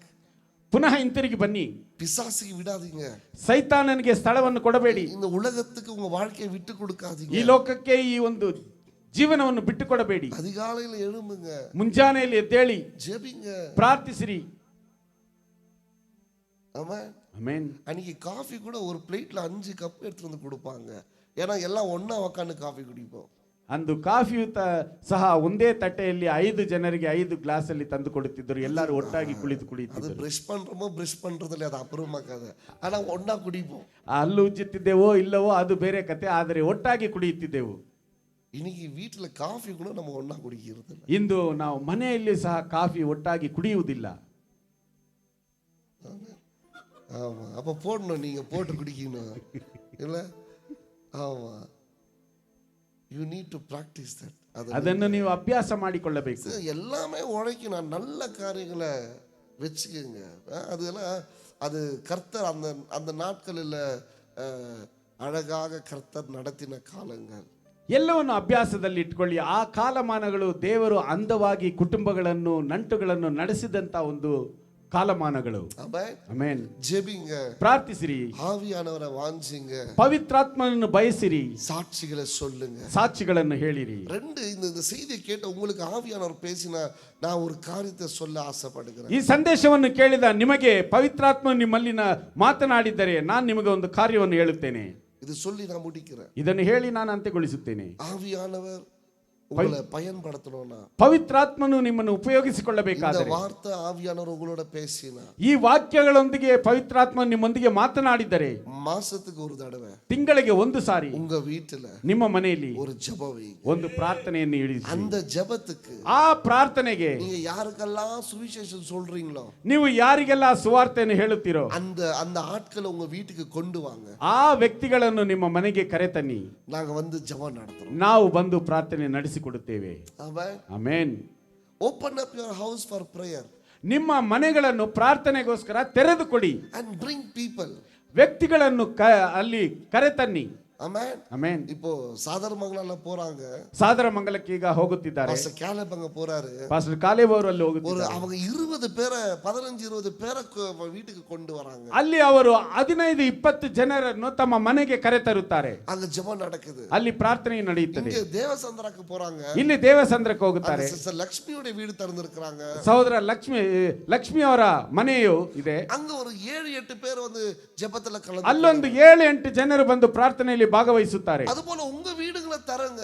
ಆ ರೀತಿಯಾಗಿ ನಿಮ್ಮ ಮನೆಗಳನ್ನು ತೆರೆದುಕೊಡಿ. பாஸ்டர் சொல்லுங்க, நாங்க மாசத்துக்கு ஒரு தடவை ஜெபம் நடத்துறோம், நாங்க சாட்சி சொன்ன அநேக பேரை கொண்டு வருகிறோம், நாம அந்த இடத்துல ஜெபம் நடத்தலாம்னு சொல்லுங்க. ಬೋಧಕರ ಬಳಿಯಲ್ಲಿ ಹೇಳಿ, ನಾವು ಅನೇಕರನ್ನು ಕರೆತರುತ್ತೇವೆ, ನಮ್ಮ ಮನೆಯಲ್ಲಿ ನಾವು ಅಲ್ಲಿ ಪ್ರಾರ್ಥನೆಯನ್ನು ನಡೆಸೋಣ, ಅಲ್ಲಿ ನಾವು ಸುವಾರ್ತೆಯನ್ನು ಸಾರುತ್ತೇವೆ ಎಂಬುದಾಗಿ ಹೇಳಿ. ஜீவன் பாஸ்டர் இன்னைக்கு ஜேபி நகர்ல இருந்து 12 பேரை கொண்டு வந்திருக்கிறார். ಪಾಸ್ಟರ್ ಜೀವನ್ ಅವರು ಇಂದು ಜೆಪಿ ನಗರಿಂದ 12 ವ್ಯಕ್ತಿಗಳನ್ನು ಕರೆ ತಂದಿದ್ದಾರೆ. உங்க வீட்டு பக்கத்துல இருக்கிறவங்க எவ்வளவு பேர் இருப்பாங்க? ನಿಮ್ಮ ಮನೆಯ ಅಕ್ಕಪಕ್ಕದಲ್ಲಿರುವವರು ಎಷ್ಟು ಜನರು ಇರುತ್ತಾರೆ? அவங்களுக்காக உழைங்க. ಅವರಿಗೋಸ್ಕರ ನೀವು ದುಡಿಯಿರಿ. சாட்சி சொல்லுங்க. ಸಾಕ್ಷಿ ಹೇಳಿರಿ. கர்த்தரை சேருங்க. ಕರ್ತರನ್ನು ನೀವು ಸೇರಿರಿ. கர்த்தருக்காக சேருங்க. ಕರ್ತನಿಗೋಸ್ಕರ ಸೇರಿಸಿರಿ. ஜெபிங்க. ಪ್ರಾರ್ಥಿಸಿರಿ. கர்த்தர் உங்களை பயன்படுத்துவாரு. ಕರ್ತನು ನಿಮ್ಮನ್ನು ಉಪಯೋಗಿಸಿ ಉಪಯೋಗಿಸಿಕೊಳ್ಳುವನು. ನಾನು ಹೇಳುತ್ತೇನೆ, ஒரு லிங்காயத்தம்மா, ಒಬ್ಬ ಲಿಂಗಾಯತ ಸಹೋದರಿಯು இங்க 15ஆம் தேதி அவங்க வராங்க. ಈ 15ನೇ ತಾರೀಕು ಆಕೆ ಇಲ್ಲಿ ಬರುತ್ತಾಳೆ. அவங்க யாருடைய உதவியும் இல்லாம, ಆಕೆಗೆ ಯಾರ ಒಂದು ಸಹಾಯವಿಲ್ಲದೆ 300க்கு மேலாக சாட்சிகளை சொல்லி இருக்காங்க. 300 ಜನರಿಗಿಂತ ಮಿಗಿಲಾಗಿ ಆಕೆ ಸಾಕ್ಷಿಯನ್ನು ಹೇಳಿದ್ದಾಳೆ. 300 பேர் அவங்க வீட்டுக்கு வந்து ஜெபம் பண்றாங்க. 300 ಜನರು ಅವರ ಮನೆಗೆ ಬಂದು ಪ್ರಾರ್ಥಿಸುತ್ತಾರೆ. ஒரு வெறும் ஸ்திரீ, ಒಬ್ಬ ಸ್ತ್ರೀಯು கணவன் உதவி இல்ல, பிள்ளைங்களுடைய உதவி இல்ல, ஒரே ஒரு மனுஷியாக அவ்வளோ பேரை நின்று போலீஸ் ஸ்டேஷனுக்கெல்லாம் அவங்கள கொண்டு போயிருக்கிறாங்க. ஆனா போலீஸ்காரனே அந்த அம்மாக்கு சப்போர்ட் பண்ணி அனுப்பி இவங்க இன்னைக்கு 300 பேருக்கு அவங்க நடத்துறாங்க. அவங்க சொன்னாங்க எனக்கு ஏஎல்ஜியில் சேரணும்னு சொல்லிட்டு 15ஆம் தேதிக்கு அவங்க வராங்க. அவங்க ஒத்த லேடியா 300 பேருக்கு ಸಾಕ್ಷಿಯ சொல்லி ಕರ್ತರಕುள்ள நடத்தி இருக்கிறாங்க. ಒಂದು ಬೇರೆ ಮತಸ್ಥಳಾದಂತಹ ಸ್ತ್ರೀಯು ಗಂಡನ ಸಹಾಯವಿಲ್ಲ, ಮಕ್ಕಳ ಸಹಾಯವಿಲ್ಲ, ಯಾರ ಸಹಾಯವಿಲ್ಲದೆಯೂ 300 ಜನರಿಗೆ ಆಕೆಯು ಸುವಾರ್ತೆಯನ್ನು ಸಾರಿದ್ದಾಳೆ. ಆಕೆಗೆ ವಿರೋಧವಾಗಿ ಅನೇಕ ದೂರುಗಳು ಪೊಲೀಸ್ ಸ್ಟೇಷನ್ಗೆಲ್ಲ ಆಕೆ ಹೋಗಿ ಬಂದಿದ್ದಾಳೆ. ಪೊಲೀಸರು ಸಹ ಆಕೆಯು ಮಾಡುವಂತಹ ಈ ಸೇವೆಯನ್ನು ನೋಡಿ ಅವರು ಸಹ ಆಕೆಗೆ ಸಹಾಯ ಮಾಡಿದ್ದಾರೆ. ಈಗ ಆಕೆಯು 300 ವ್ಯಕ್ತಿಗಳಿಗೆ ಸುವಾರ್ತೆಯನ್ನು ಸಾರುತ್ತಿದ್ದಾಳೆ. முடிஞ்சா ஒரு ஞாயிற்றுக்கிழமை சாட்சி சொல்றதுக்கு நம்ம கூப்பிடுவோம். ಸಾಧ್ಯವಾದರೆ ಒಂದು ಭಾನುವಾರ ಆಕೆಯನ್ನು ನಾವು ಸಾಕ್ಷಿ ಹೇಳುವುದಕ್ಕಾಗಿ ಕರೆಯೋಣ. Amen. Amen. See, one lady can do so much. ಒಬ್ಬ ಸ್ತ್ರೀಯು ಎಷ್ಟು ಅನೇಕ ಕಾರ್ಯಗಳನ್ನು ಮಾಡಲು ಸಾಧ್ಯ. ಸಮಾರ್ಯ ಪೆಣ್ಣ ಪೋಲ, ಸಮಾರ್ಯ ಸ್ತ್ರೀಯ ಹಾಗೆ ಉನ್ ಸಾಕ್ಷಿಯೇ ಸೊಲ್ಲು, ನಿನ್ನ ಸಾಕ್ಷಿಯನ್ನು ಹೇಳು, ಕರ್ತರು ಅವನಿಗೆ ಬಿಡುದಲೆ ಕೊಡುತ್ತಾರೆ. ಕರ್ತನು ಅವರಿಗೆ ಬಿಡುಗಡೆಯನ್ನು ಕೊಡುವನು. ಪೋರ ಆಲಯದ ಪತಿ ಸೊಲ್ಲು, ನೀನು ಹೋಗುವಂತ ಆಲಯದ ಬಗ್ಗೆ ಹೇಳು. ಆಂಡவர் ಕಾರ್ಯಗಳನ್ನು செய்வாரு, ದೇವರು ಕಾರ್ಯಗಳನ್ನು ಮಾಡುವನು. ಪೇದರು ಒರೇ ಮೆಸೇಜ್ல 3000 பேர், ಪೇತ್ರನ ಒಂದೇ ಒಂದು ಸಂದೇಶದಲ್ಲಿ 3000 ಜನರು. உன் வாழ்நாட்களில் ஆண்டவர் நினைச்சா 10,000 பேருக்கு நீ சுவிசேஷம் சொல்ற அளவுக்கு ஆண்டவர் மாத்து. ನಿನ್ನ ಜೀವನದಲ್ಲಿ ದೇವರು ನೆನೆದುಕೊಂಡರೆ 10,000 ಜನರಿಗೆ ಸುವಾರ್ತೆಯನ್ನು ಸಾರಲು ನಿನ್ನನ್ನು ಉಪಯೋಗಿಸುತ್ತಾನೆ. ಆಮೆನ್. ಆಮೆನ್. ನಾನು என் வீட்டாரும் ನನ್ನ ಮನೆಯವರು அப்படியே இருந்துராதீங்க, ಹಾಗೆಯೇ ಇದ್ದು ಬಿಡಬೇಡಿ. அடுத்த லைன் ரொம்ப முக்கியம். ಅದಾದ ಮೇಲೆ ಮುಂಬರುವಂತ ಸಾಲು ಬಹಳ ಮುಖ್ಯ. ಕರ್ತரையே ಸೇವಿಪೋம், ಕರ್ತನನ್ನೇ ಸೇವಿಸುತ್ತೇವೆ. அந்த லைனை மறந்துடுறீங்க. ಯಾಕೆಂದ್ರೆ ಆ ಲೈನ್ ಅನ್ನು, ಆ ಸಾಲನ್ನು ಮರೆತು ಬಿಡುತ್ತೇವೆ. ನಾನು என் வீட்டாரும் ನನ್ನ ಮನೆಯವರು ಕರ್ತரையே ಸೇವಿ, ಕರ್ತನನ್ನೇ ನಾವು ಸೇವಿಸುತ್ತೇವೆ. ನಾವೆಲ್ಲರೂ ಹಾಗೆ ಎದ್ದು ನಿಂತುಕೊಳ್ಳೋಣ. May God speak to you today. ದೇವರು ಈ ದಿನದಲ್ಲಿ ನಿಮ್ಮೊಂದಿಗೆ ಮಾತನಾಡುವುದೇ ಆದರೆ. Hallelujah. ಜೆಬಿಕ್ರ ಸಭೆ ವಲರೋ, ಪ್ರಾರ್ಥಿಸುವಂತ ಸಭೆಯು ಬೆಳೆಯುತ್ತದೆ. ಎಲ್ಲರೂ ಜಪದಲ್ಲಿ ಕಲಂದುಕೊಳ್ಳುಬಡಿಗೆ ನಾನು ವಿರುಂಬುகிறேன். ಎಲ್ಲರೂ ಪ್ರಾರ್ಥನೆಯಲ್ಲಿ ಭಾಗವಹಿಸಬೇಕು ಎಂಬುದಾಗಿ ನಾನು ಅಪೇಕ್ಷಿಸುತ್ತೇನೆ. சிறு பிள்ளைகளிலிருந்து பெரியவங்க வரைக்கும், ಚಿಕ್ಕ ಮಕ್ಕಳಿನಿಂದ ದೊಡ್ಡವರವರೆಗೂ ಆಲಯಕ್ಕೆ ವರ ಮುಡಿಂಜ 5:30 ಮಣಿಗೆ ಆಲಯಕ್ಕೆ ವಾಂಗ. 5:30 ಗಂಟೆಗೆ ಮುಂಜಾನೆ ಆಲಯಕ್ಕೆ ಬರಲು ನಿಮಗೆ ಸಾಧ್ಯವಾದರೆ ಆಲಯಕ್ಕೆ ಬನ್ನಿ. ಇಲ್ಲ ಆನ್ಲೈನ್ ಮುಡಿಂಜ ಆನ್ಲೈನ್ ಕಲಂದುಕೊಳ್ಳಿ. ಇಲ್ಲವಾದರೆ ಆನ್ಲೈನ್ ಅಲ್ಲಿ ಸಾಧ್ಯವಾದರೆ ಆನ್ಲೈನ್ ಅಲ್ಲಿ ಭಾಗವಹಿಸಿ. ಇಲ್ಲ 6 ಮಣಿಗೆ ಪಾಸ್ಟರ್ಸ್ ಜಪ ಇರುತ್ತದೆ, ಅದರಲ್ಲಾದರೂ ಕಲಂದುಕೊಳ್ಳಿ. ಇಲ್ಲವಾದರೆ 6 ಗಂಟೆಗೆ ಬೋಧಕರುಗಳ ಪ್ರಾರ್ಥನೆ ಇದೆ, ಅದರಲ್ಲಾದರೂ ಭಾಗವಹಿಸಿ. 3 ಜಪ ನಡೆಯುತ್ತದೆ ಕಾலையில 5:30 ಮಣಿಗೆ. ಮುಂಜಾನೆ 5:30 ಗಂಟೆಗೆ 3 ಪ್ರಾರ್ಥನೆಗಳು ನಡೆಯುತ್ತವೆ. ಯಾವುದಾದರೂ ஒரு ஜெபத்துல கலந்துக்குங்க, ಯಾವುದಾದರೂ ಒಂದು ಪ್ರಾರ್ಥನೆಯಲ್ಲಿ ಭಾಗವಹಿಸಿ, ஜெபம் பண்ணுங்க, ಪ್ರಾರ್ಥಿಸಿರಿ. ಆಲಯಕ್ಕೆ ವಾಂಗ, ಆಲಯಕ್ಕೆ ಬನ್ನಿ, ಆವಿಲೆ ನಿರಂಬುங்க, ಆತ್ಮದಲ್ಲಿ ತುಂಬಿರಿ. ಓ ಸುವಿಶೇಷத்தை போய் சொல்லுங்க, ಸುವಾರ್ತೆಯನ್ನು ಹೋಗಿ ಹೇಳಿ. இந்த சபை வளரும், ಈ ಸಭೆಯು ಬೆಳೆಯುತ್ತದೆ. ಇದು ಮೂರನ್ನು செய்கிற சபை வளரும். ಈ 3 ಕಾರ್ಯಗಳನ್ನು ಮಾಡುವಂತ ಸಭೆಯು ಬೆಳೆಯುತ್ತದೆ. ದೇವನ್ வளர்ப்பா. ಈ 3 ಕಾರ್ಯಗಳನ್ನು ಮಾಡುವಂತ ಸಭೆಯನ್ನು ದೇವರು ಬೆಳೆಸುತ್ತಾನೆ. ನಿನ್ನ ಮಾರ್ಗವಾ ತಿಳಿಸಯ್ಯ, ನಿನ್ನ ಚಿತ್ತ ಕಲಿಸಯ್ಯ.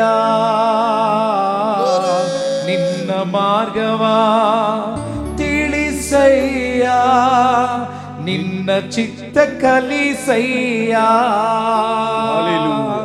ನಿನ್ನ ವಾಕ್ಯದ ಬೆಳಕಿನಲೇ ದಿನ ದಿನವೂ ನನ್ನ ನಡೆಸೆಯ. ಪವಿತ್ರಾತ್ಮನೇ ಪ್ರಿಯ ಕರ್ತನೇ ಆದರಿಸಿ ನಡೆಸೆಯ. ಪವಿತ್ರಾತ್ಮನೇ ಪ್ರಿಯ ಕರ್ತನೇ ಆದರಿಸಿ ನಡೆಸೆಯ. ಪವಿತ್ರಾತ್ಮನೇ ಪ್ರಿಯ ಕರ್ತನೇ ಆದರಿಸಿ ನಡೆಸಯ್ಯ.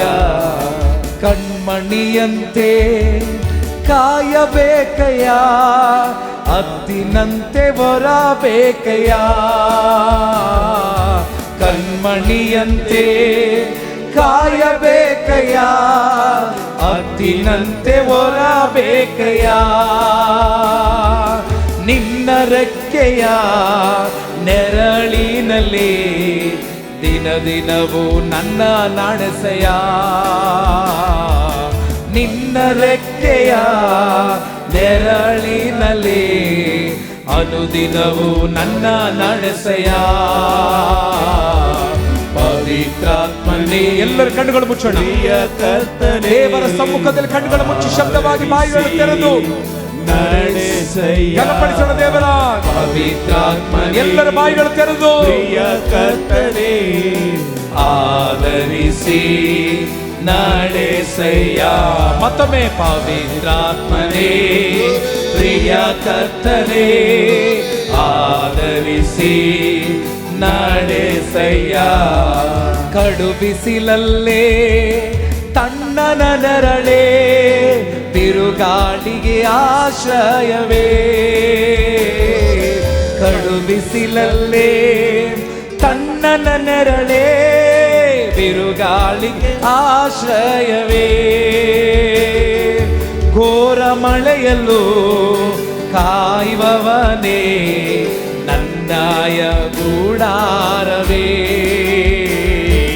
ಘೋರ ಮಳೆಯಲ್ಲೂ ಕಾಯುವವನೇ ನನ್ನಾಯ ಗೂಡಾರವೇ, ಪವಿತ್ರಾತ್ಮನೇ ಪ್ರಿಯ ಕರ್ತನೇ ಆದರಿಸಿ ನಡೆಸಯ್ಯ. ಪವಿತ್ರಾತ್ಮನೇ ಪ್ರಿಯ ಕರ್ತನೇ ಆದರಿಸಿ ನಡೆಸಯ್ಯ. ನ್ಯಾಯ ತೀರ್ಪಿನ ಆತ್ಮನಗವನೇ ದಯಿಸುವ ಪವಿತ್ರಾತ್ಮನೇ, ನ್ಯಾಯ ತೀರ್ಪಿನ ಆತ್ಮನಗವನೇ ದಯಿಸುವ ಪವಿತ್ರಾತ್ಮನೇ, ಪಾಪ ತೊಳೆದು ಶುದ್ಧ ಮಾಡುವ ಪಾವನ ಪವಿತ್ರಾತ್ಮನೇ, ಪಾಪ ತೊಳೆದು ಶುದ್ಧ ಮಾಡುವ ಪಾವನ ಪವಿತ್ರಾತ್ಮನೇ, ಪವಿತ್ರಾತ್ಮನೇ ಪ್ರಿಯ ಕರ್ತನೇ ಆದರಿಸಿ ನಡೆಸಯ್ಯ. ಪವಿತ್ರಾತ್ಮನೇ ಪ್ರಿಯ ಕರ್ತನೇ ಆದರಿಸಿ ನಡೆಸಯ್ಯ, ಆದರಿಸಿ ನಡೆಸಯ್ಯ.